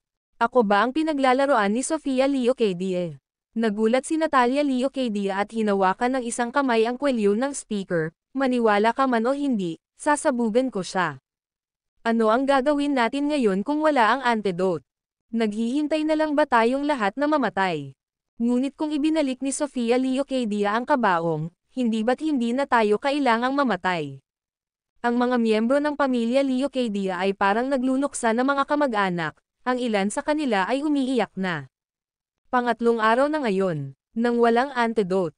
Siguradong napahamak sila, kawalan ng pag-asa, galit. At hindi gusto. Sabi ni Miss, hindi ito lason. Kapag dumating ang panahon, natural kang gagaling. Masayang sabi ng miyembro ng pamilya Leocadia. Siya ang driver ni Daphne Leocadia, ganap na tapat sa panig na iyon. Ano? Kapansin-pansing nagbago ang mukha ni Natalia Leocadia. Sinubukan niyang umubo, ngunit nakita niyang walang bakas ng dugo. Talaga, ayos ba tayo? Hindi natin kailangang mamatay. Ito ang kaligayahan. Buhay pa tayo. Ang mga miyembro ng pamilyang Leocadia ay nagyakapan sa isang grupo, na masayang nagsasaya. Ngunit para kay Natalia Leocadia, mapula ang kanyang mukha. Nanginginig ang kamay na may hawak sa hidden weapon box. Kahihiyan. Para siyang unggoy na pinaglalaruan. Whoosh, whoosh, whoosh. Binuksan niya ang tatlong nakatagong kahon ng armas ng sunod-sunod at humakbang palayo. Clash. Halos hindi siya umalis, nang bumagsak ang chandelier sa kisame sa likod niya. Nagkapira-piraso ito. Samantala, bahagyang ginalaw ni Old Master Leocadia sa kama ng ospital ang kanyang mga daliri. Kuwit. Matapos iset up ang Seven Clouds Academy, bumalik si Julius Reed sa tirahan ni Beckett Carmichael. Naroon sina Keller Radcliffe at Bamboo Whittaker. Pagpasok niya ay natigilan siya sa kanyang mga hakbang. Isang malakas na pakiramdam ng pagsisisi sa sarili ang bumalot sa kanya. Bagamat alam niyang si Nelson ang nagdroga sa kanya, dahilan para mawalan siya ng kontrol. Nangyari pa rin ito. Buntong hininga. Nakaupo siya sa pasukan ng bahay ng pamilya Carmichael, hawak ang ulo sa kanyang mga kamay, hindi sigurado kung ano ang gagawin. Whoosh, whoosh, whoosh. Tatlong suntok ang bumagsak. Ang mga brick sa pasukan ng bahay ng pamilya Carmichael ay naging pulbos na ngayon. Dapat mong harapin ito sa huli, ano ang silbi ng pagtakas. Dahan-dahan siyang tumayo at huminga ng malalim. Tumalikod siya at pumasok sa loob. Ang kahihiyan at pagsisi sa sarili ay hindi nakatulong ngayon. Dahil nangyari na ito, maaari na rin niyang subukang bumawi. Hindi tulad ng hindi sumusukong Mad Dragon kapag kaharap ang isang kaaway. Si Julius Reed sa larangang ito ng digmaan ay tila isang impes na tandang. Nakayuko ang kanyang ulo, namumula ang kanyang mukha sa kahihiyan. Bawat hakbang ay parang hinihila niya ang mga paa na puno ng tingga. Huminga siya ng malalim, hinihiling na sana ay kitilin niya ang sarili niyang buhay gamit ang espada. Sa wakas, ang ilang daang metro ay parang mga dekada. Sa wakas ay narating niya ang tahanan kung saan nakatira si Keller Radcliffe. Espesyal na inihanda ni Beckett Carmichael ang isang maliit na western-style na bahay para sa kanyang tirahan. Ate, bumalik na si Boss Davenport. Pagbukas pa lang ni Julius Reed ng pinto, narinig niya ang excited na boses ni Bamboo Whittaker. Saan ka ba nanggugulo buong gabi kahapon? Ang boses ni Keller Radcliffe ay nanggaling sa loob ng silid. N-Omicron, S0. Ang ibig sabihin bilang isang biro ay natakot kay Julius Reed, na pinagpawisan siya ng malamig.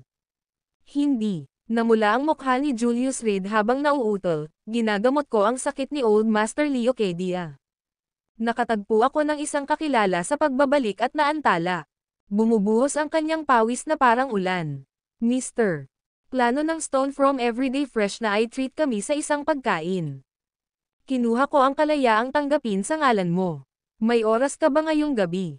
Naglilinis si Keller Radcliffe. Lumabas siya ng bahay at tumingin kay Julius Reed. Hindi kita naabutan, kaya hindi kita kinonsulta.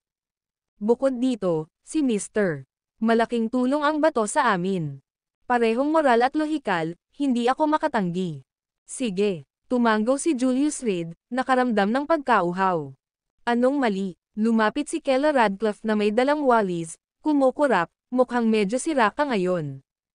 Hindi, wala. Lalong namula ang mukha ni Julius Reed, at hindi man lang naglakas loob na tumingin kay Keller Radcliffe. Boss Davenport, namiss kita ng sobra. Maya-maya lang, biglang tumalon si Bamboo Whittaker at niyakap ng mahigpit si Julius Reed, sabay tanim ng mariin na halik sa kanyang leeg. Bago makarecover si Julius Reed, narinig niya sa kanyang tainga ang sobrang mahinang boses ni Bamboo Whittaker, may mga lipstick marks at bruises. Gulp! Napalunok si Julius Reed. Nanginginig ang katawan niya. Sa kabutihang palad, kapatid, hindi nasayang ang iyong pag-aalaga. Bamboo Whittaker, anong ginagawa mo? Medyo natarante si Keller Radcliffe. Hihi, sinabi ni Boss Davenport pagkatapos ng hapunan ngayong gabi, Isasama niya ako sa pamimili at ibibili ako ng maraming damit, excited na ako. Bumaba si Bamboo Whittaker at Commandant kay Julius Reed. Kailan nangyari ito? Hindi ko alam iyon. Napataas ang kilay ni Kella Radcliffe na nagtatanong. Kahapon, lumingon si Bamboo Whittaker, nakangiti, tama. Oo, tama na. Hinaplos ni Julius Reed ang kanyang leeg. Bamboo Whittaker, bakit mo ako kinagat ng napakalakas? Kayong dalawa talaga. Ikanaway ni Kella Radcliffe ang kanyang kamay, halika sa loob, huwag kang tumayo sa pintuan. Asawa, tulungan kitang magwalis. Mabilis na sumulong si Julius Reed, inagaw ang walis sa kanyang mga kamay. Idle courtesy, palaging kainahinala, pero ngumisi siya. Anong mali? Nag-aalalang tanong ni Kella Radcliffe. Ang sakit ng likod ko. Ipinatong ni Julius Reed ang kanyang kamay sa kanyang ibabang likod. Pero namiss niya ng buo ang kunot na tumama sa noo ni Kella Radcliffe. Ang video na ito ay edited by Urban Storytelling. Kabanata 848, buyout alas 7 ng gabi. Global Business Hotel. Si Julius Reed, nang matapos ang kanyang mga gawaing bahay, ay dinala sina Kella Radcliffe at Bamboo Whittaker sa pamamagitan ng kotse sa lugar. Si Slade Stone ay nagayos ng hapunan, inanyayahan si Julius na kumain. Sa una, ang pagkain ay sinadya na ay host ni Kella, ngunit hindi niya nalampasan ang masigasig na pagpupumilit ni Slade. Bagamat hindi niya alam ang eksaktong motibo ng Everyday Fresh CEO, wala siyang dahilan para tumanggi dahil mapapadali nito ang pakikipagtulungan sa pagitan ng dalawang partido. Kung tutuusin, sa tabi niya si Julius, wala siyang masyadong dapat ipag-alala. Kumain lang siya. Ang Global Business Hotel ay isang chain hotel. Noong unang gumasto si Julius sa Five River Province, ito ay sa Global Hotel. Habang papalapit sila sa entrance ng hotel, nakita nila si Slade Stone na balisang tumingin sa paligid. Alas 7 pa lang, isang buong kalahating oras bago ang napagkasunduang oras na alas 7:30. Pero mukhang mas maaga pa dumating si Slade. Omicron 0, S. U. Si Mr. Reed, Miss Radcliffe. Nang makita sila, mabilis na tumakbo si Slade. Siya ay nag-imbestiga at nalaman na matapos bitayin si Delilah Leocadia sa hangin, walang anumang paghihiganti. Ito ay isang malaking kahihiyan. Ang pamilya Leocadia, bilang isang kilalang at kilalang pamilya, ay maaaring lunukan ang insultong ito. Ang background ng kabilang partido ay hindi dapat simple. Walang resulta ang isang araw na pagsisiyasat. Ito ay lalong nagpatibay sa pasya ni Slade na i-ingratiate ang sarili kay Julius. Mr. Bato, nakangiting bati ni Kella sa kanya. Naisip niya na ang paglalakbay sa kabisera ay magiging mahirap at puno ng mga hadlang. Ngunit sa hindi inaasahang pagkakataon, matagumpay itong nagsimula at natiyak ang pagtutulungan sa loob lamang ng isang umaga. Sa lalong madaling panahon, si Itay Huntington ay darating din sa kabisera upang talakayin ang mga detalye. Miss Radcliffe, ang saya. Pagkatapos makipagpalitan ng ilang magagalang na salita, nilingga ni Slade si Julius. Mr. Reed, salamat sa pagpaparangal sa hamak na taong ito sa iyong presensya sa kabila ng iyong abalang schedule. Sinusubukan lang niya ang kanyang kapalaran at hindi niya talaga inaasahan na matagumpay niyang maimbitahan ang binata na nauna sa kanya. Sa katunayan, simula sa babae ang pinakaligtas na paraan. Kagalang-galang na walang dahilan, maging isang taksil o isang magnanakaw. Si Julius, mga kamay sa bulsa, ay tumingin ng diretso kay Slade nang hindi binibigyan ng kahit isang pulgadang mukha. Hehe, si Mr. Nagsasabi ng totoo si Reed. Namula ang mukha ni Slade nang tumambad sa kanya, ngunit mabilis siyang nakabawi. Palibhas ay isang matalinong tao, hindi siya mabibigo sa ilang salita. Mr. Reed, maaari ba akong magkaroon ng isang salita ng pribado? Inabot niya ang isang kamay, pansamantalang nagtatanong. Oo naman. Tumanggaw si Julius at humakbang. Nang walang pagsisinungaling, sa araw na iyon ikaw ay. Habang nagsasalita siya, sumulyap si Slade kay Kella Radcliffe at, nang mapansing hindi niya ito pinapansin, nagpatuloy, noong araw na banitin mo si Delilah Leocadia sa hangin, nagkataon na nakita ko ito. Dahil gusto niyang makipagkaibigan, baka magpakita rin siya ng sinseridad. Naniniwala si Slade na ang isang nangingibabaw na tao tulad ni Julius ay kinasusuklaman ang pagpalo sa paligid ng bush. Hindi ka ba natatakot na patahimikin kita? Tumingin sa kanya si Julius na may mapaglarong ekspresyon. Ang tinging iyon ay nagpabilis ng tibok ng puso ni Slade. Isang lamig ang damaloy sa kanyang gulugad. Kung talagang umabot sa pananahimik sa pamamagitan ng pagpatay, kung gayon siya. Mabigat ba si Delilah Leocadie? Nakabitin pa rin siya sa ere. Walang halaga ang everyday fresh kumpara sa pamilya Leocadia. Ikaw, mabilis na sumagot si Slade, hindi ka dapat matakot sa mga taong nakakaalam. At kaya kong magtago ng sikreto. Nagmamadali niyang dagdag. Ang isang pabaya na pagkakamali ay maaaring magdulot ng kapahamakan sa kanyang sarili. Ikaw ay isang matalinong tao. Tinapik ni Julius ang balikat niya. Gusto kong makitungo sa matatalinong tao. Phew. Isang mahabang buntong hininga ang pinakawalan ni Slade. Nakaiwas siya ng bala. Pumunta tayo sa handa kong handaan, di ba? Lumingon siya, masayang nakatingin kina Kella Radcliffe at Bamboo Whittaker. Simula ngayon, kung may kailangan ka, puntahan mo lang ako. Ako, si Slade Stone, ay tiyak na hindi tatanggi. Okay. Tumanggaw si Kella Radcliffe. Bagaman medyo naguguluhan. Ngunit sa pagmamasid sa saloobin ni Slade Stone kay Julius Reed, alam niya kung ano ang nangyayari. Boss, sinong niloloko mo? Nauna si Kella Radcliffe habang si Bamboo Whittaker at Julius Reed ay nag-uusap sa likod niya.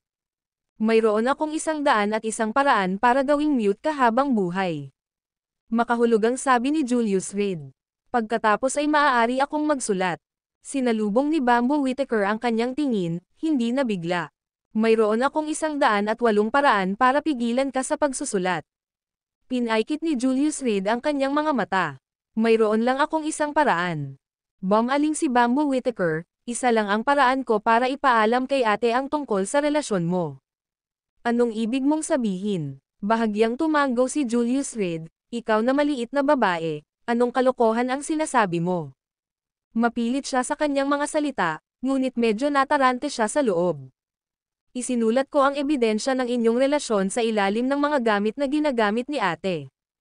Hanggat makakabalik ako ng ligtas, maaari kong alisin ang ebidensya.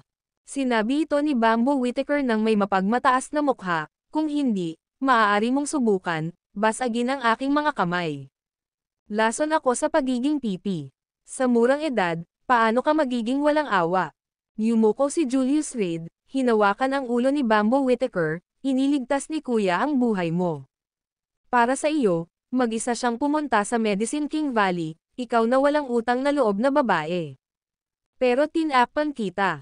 Itinuro ni Bamboo Whittaker ang marka ng kolorete sa leeg ni Julius Reed, kung hindi dahil sa akin ngayong hapon, nalantad ka na. Sige.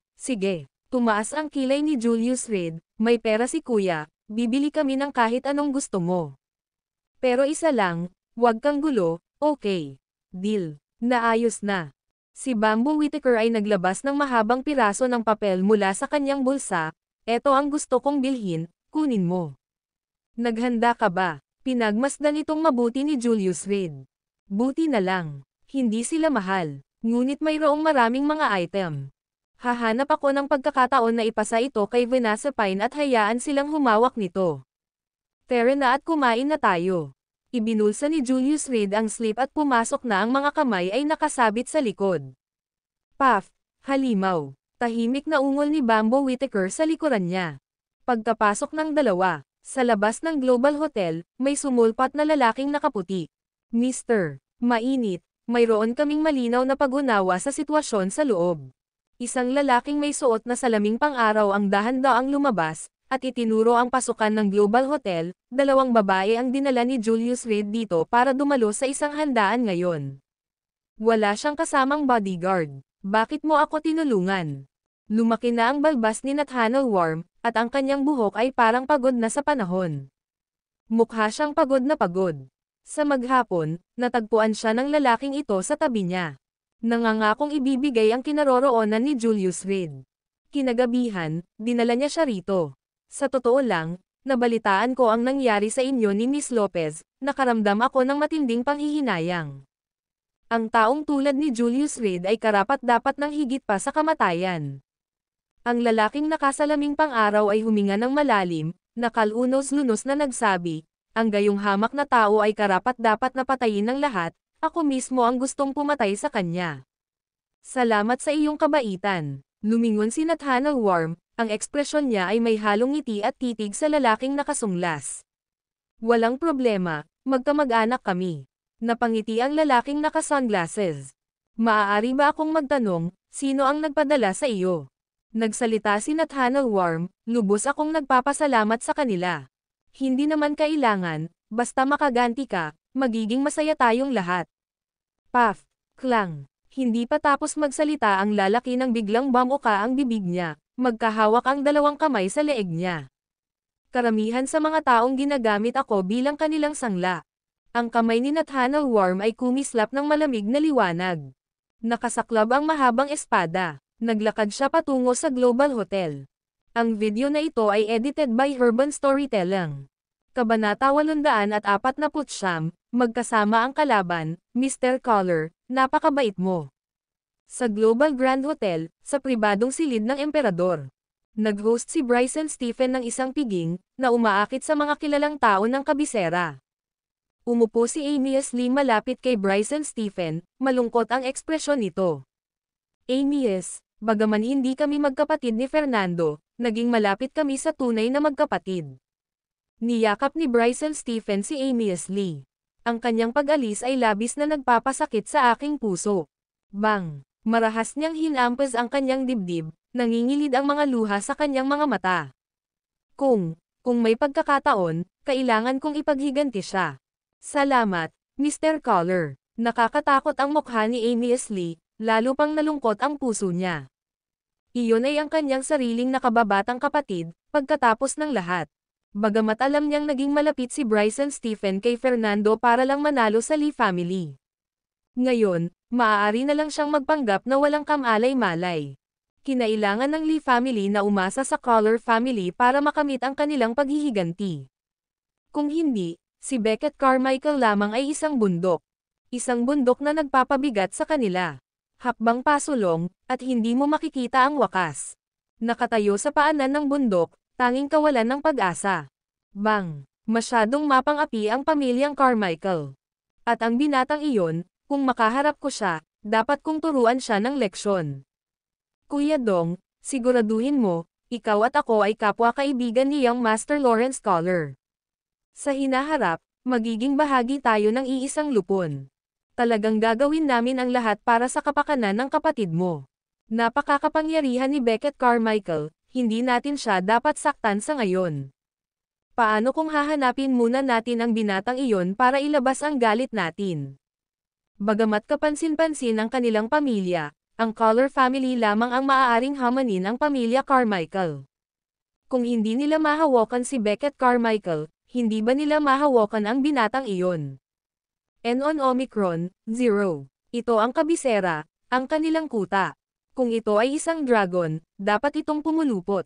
Kung tigre, dapat humiga.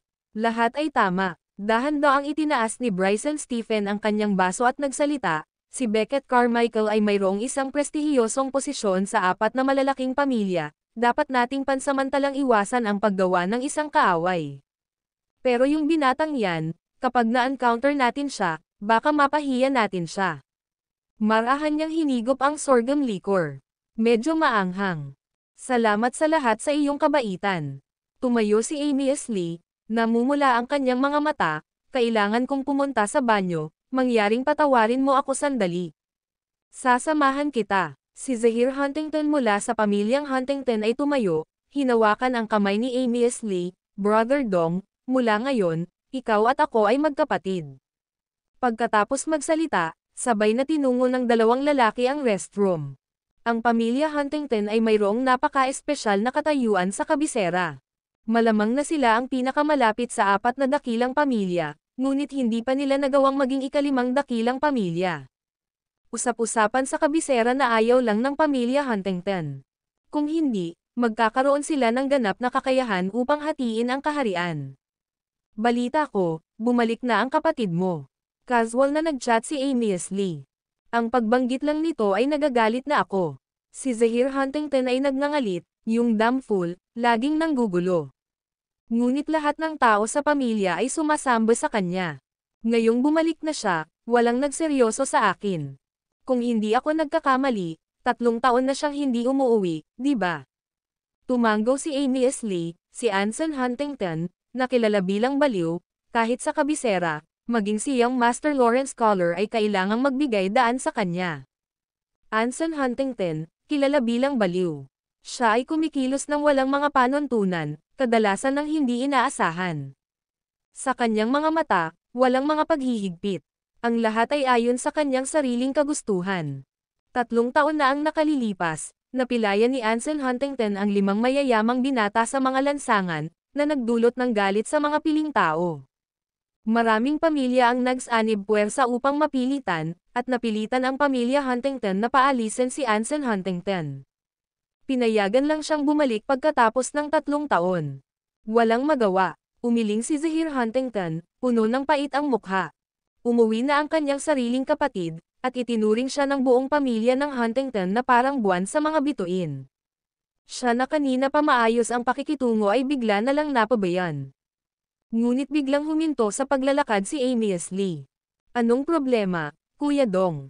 Napansin ni Zahir Huntington na mapatla ang mukha ni Amy S. Lee, at nanginginig ang kanyang katawan. Napaka-abnormal, mga kaaway sa makipot na daan.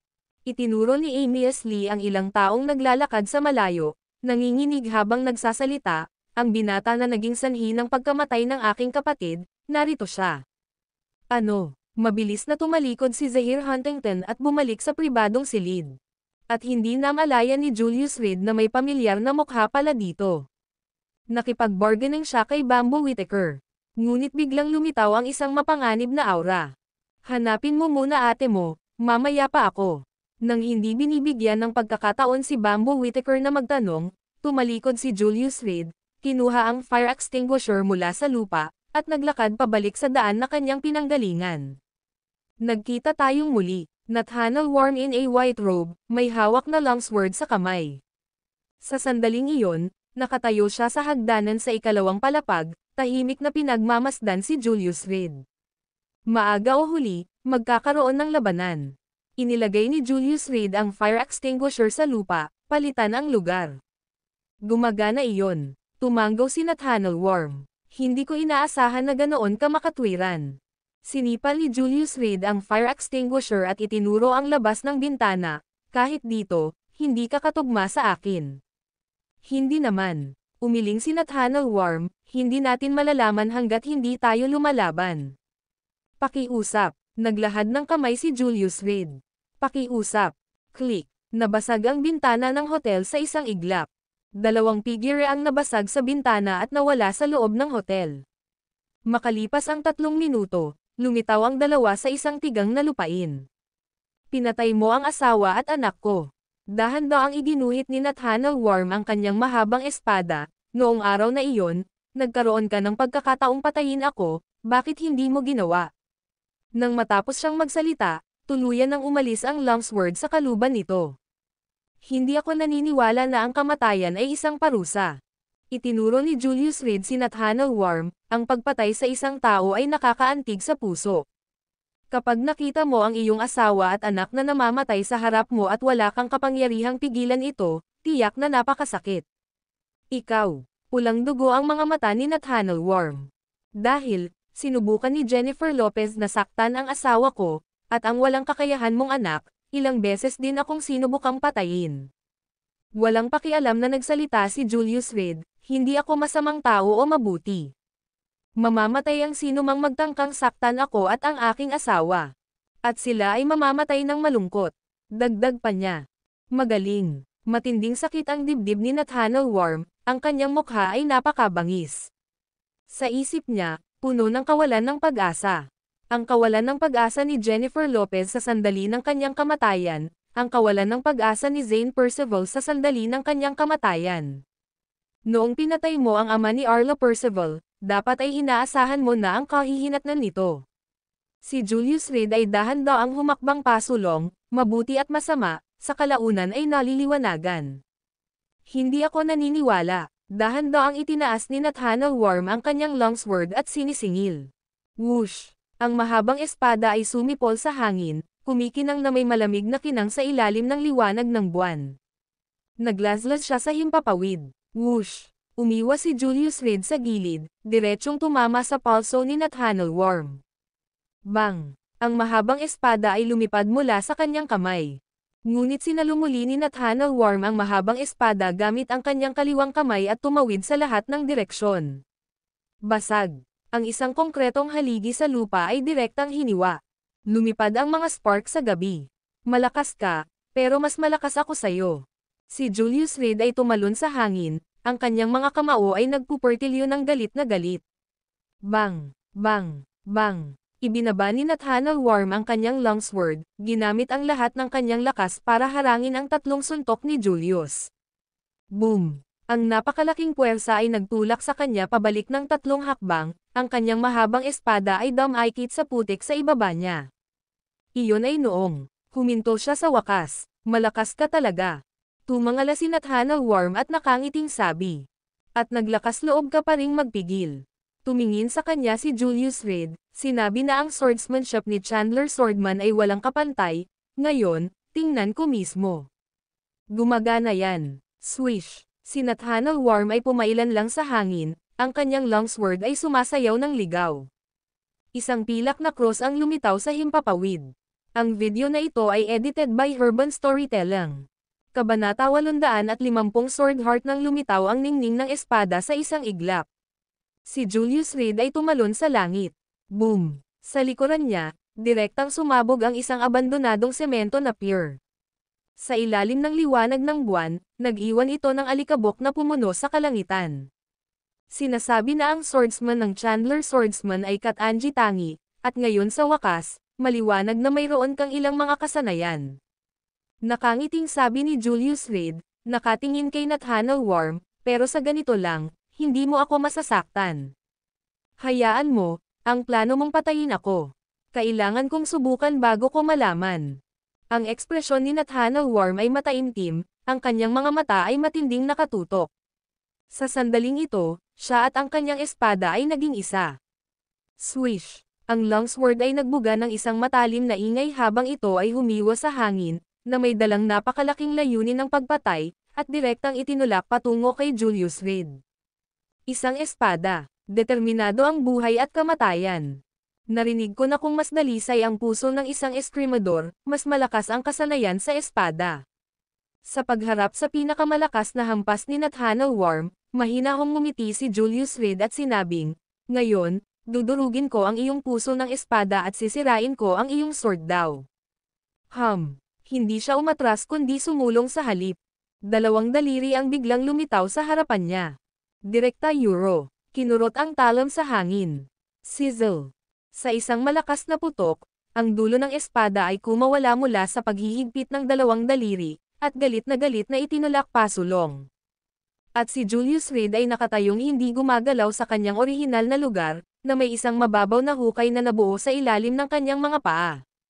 Sa wakas, nang dumating ang dulo ng espada sa loob ng wala pang 5 sentimetro sa lalamunan ni Julius Reed, dahan-dahan itong tumigil.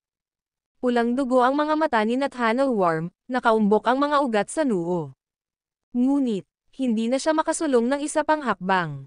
Ang espada, na parang mahigpit na kinokontrol, ay hindi makagalaw kahit bahagya. Ang iyong sword intent ay hindi sapat na matalas. Klang! Biglang lumingon si Julius Reed. At direktang binaluktot ang longsword. Sinisira ito. Pagkatapos, hinampas niya ng siko si Nathaniel Worm sa dibdib. Pagpapadala sa kanya lumipad pabalik. N-Omicron 0, si Omicron. Whoosh! Nahulog si Nathaniel Worm sa lupa, umubo ng dugo. Ang putol na espada, nakahiga sa tabi niya. Magsanay ka sa loob ng ilang daang taon pa, at baka makatiis ka ng 3 galaw mula sa akin, sabi ni Julius Reed nang hindi lumilingon habang lumingon, ngunit pagkatapos ng 3 galaw na iyon, magiging abo ka na. At ang 3 galaw na iyon ay dahil naawa lang ako sa iyo. Spurt. Napahawak ng mahigpit si Nathaniel Worm sa lupa, bumulwak ang dugo. Puso ng espada, basag-basag. Mga dekada nang naipon na sword intent, ang hindi matitinag na momentum. Umakyat sa usok. Pinagmamasdan ang silhouette na nawawala sa malayo. Nagniningning ang kawalan ng pag-asa sa mga mata ni Nathaniel Worm. Pilit siyang tumayo at lumuhad sa lupa. Tapos Euro. Dahan-dahan niyang pinulot ang sirang espada sa tabi niya, balak niyang wakasan ang kanyang buhay. Sa sandaling pinalipad siya, hindi na siya karapat-dapat na humawak ng espada. Ang talon ng talon ay dahan-daang pumutok sa balat ng kanyang leeg, napakasakit. Ngunit ang sakit ay walang halaga kumpara sa dalamhati sa kanyang puso. Naalala niya ang kawalan ng pag-asa ni Jennifer Lopez sa kanyang pagkamatay, naalala ang kanyang mahal na babae na nakasuot ng kanyang damit pangkasal, nakapikit ang kanyang mga mata sa sandaling iyon. Klang! Bumagsak sa lupa ang espada sa kamay ni Nathaniel Worm. Makalipas ang 1 minuto, kinuha niya ang phone niya at dinial ang number na hindi niya gustong tawagan. Ikaw ba? Naaalala mo pa ba ako? Mula sa telepono, isang matandang boses ang bumungad. Guro, mahinang tawag ni Nathaniel Worm. Katahimikan. Nagkaroon ng katahimikan mula sa dulo ng telepono. Pagkatapos ng tila walang hanggan, sa wakas ay dumating ang isang tugon mula sa tatanggap. Anong problema? Gusto kong pumasok sa Demon Way. Sabi ni Nathaniel Worm sabay ngiti ng mapait. Noong ang iyong sword intent ay nasa pinakadalisay nito, dahil sa makasariling pagnanasa, gusto kong mahulog ka sa Demon Way. Ngunit tumanggi ka, at umalis sa galit. Noon, bata pa ako. Naniniwala ako na sa isang purong sword intent, kaya kong talunin ang sino mang kaaway. At ngayon, ang puso kong espada, nasira. Sa mundong ito, mayroon talagang isang tao na makakabasag ng iyong puso ng espada. Ang aking sword intent ay nawala rin. Kapag pumasok ka sa Demon Way, wala nang babalikan. Handa akong maging isang demonyong eskrimador. Basta makaganti ako. Ang iyong kasalukuyang estado ay angkop. Bumalik sa Boulevard Mountain. Ipapanday kita sa numero 1 demonyong eskrimador. Sa oras na iyon, kahit ako ay hindi mo maaaring maging kapareha. Pagkatapos, magkita-kita tayo sa Boulevard Mountain. Binaba ni Nathaniel Worm ang telepono, napahawak sa kanyang ulo sa sobrang sakit. Isang killing machine. Siya ba, pagkatapos ng lahat, ay nakatadhana na maging ang makinang pangpatay na iyon. 20 taon na ang nakalilipas, siya, isang napakagandang talento, ay umalis sa kanyang sekta dahil dito. Malubhang nasugatan. At noon lang, nakilala niya si Jennifer Lopez. Makalipas ang 20 taon, bumalik siya sa kanyang sekta. Nahulog sa Demon Way. Para sa pag-ibig, para sa kanyang nabasag na sword heart. Nakatingin sa malayo, inilagay ni Nathaniel Worm ang kanyang sirang sa 2 longsword sa lupa. Lumuhad siya. Iniyuko ang kanyang ulo ng 3 beses sa isang putok. Para bigyang pugay ang kanyang dating purong sword heart. Mula ngayon, magiging espada na siya sa kamay ng iba. Wala nang kalayaan. Kuwit. Ang distansya mula sa kaparangan hanggang sa hotel ay halos ilang kilometro. Tumakbo ang dalawa sa kanilang sukdulang bilis at kahit noon pa, umabot ng 3 minuto. Sa paglalakbay pabalik, hindi gaanong nagmamadali si Julius Reed. Ngunit habang nasa daan, may malabong pakiramdam na may mali. Kahit na ang paligid ay isang kaparangan euro. Mahigpit na nagsasalita, isang abandonadong pabrika. Ngunit sa pamamagitan ng mga karapatan, ito ay dapat pa rin ang kabisera ng lungsod, hindi ito dapat tahimik. Napakatahimik na kahit ang huni ng ibon ay hindi naririnig. Lumabas ka. Nang marating niya ang gitna ng isang landas, huminto sa paglalakad si Julius Reed at tumingin sa paligid niya. Alam mo bang dito tayo nagtatago? Pagkalipas ng 5 segundo, lumabas mula sa kakahuyan ang isang matabang lalaki na nakasuot ng gintong Amerikana, na may hawak na isang kahon ng mga nakatagong armas. Sa likod niya, mahigit 12 tao ang sumunod. Bawat isa sa kanila ay may dalang sandata. Dito para mamatay. Walang pakialam na tanong ni Julius Reed. Anong sabi mo? Bahagyang kumunot ang noo ng matabang lalaki. Dahan-daang itinaas ang kahon ng mga nakatagong armas. Anak, nagkakamali ka, tama. Ngayon, itinutok ko sa iyo ang kahon ng mga nakatagong armas. Nagbigay siya ng senadoryas sa kanyang mga mata, at agad na pumikit ang mga tauhan sa kanyang likuran. Nakapalibot kay Julius Reed ng buo. Braven, parang may hindi gumagalang sa iyo. Muling lumabas mula sa kakahuyan ang dalawang grupo ng mga tao. Ang isa sa kanila ay nakasuot ng itim na leather jacket na may pulang band na nakatali sa ulo. Sa kanyang mga kamay, hawak niya ang isang kahon ng mga nakatagong armas. Ang pinuno ng kabilang grupo ay isang babae. Nakasuot ng leather na damit at bota ang babae at may dalang machete. Talagang pagtitipon. Pinaikit ni Julius Reed ang kanyang mga mata, tinanggap ang mga tao sa paligid niya. Magsalita ka, sino ang nagpadala sa iyo? Anak, hindi mo alam ang sitwasyon, hindi ba?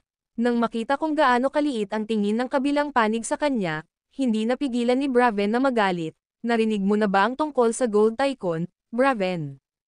Ang Gold Tycoon ay may kilalang reputasyon. Marahil hindi maraming tao ang nakakakilala kay Braven, ngunit marami ang nakaalam sa Gold Tycoon.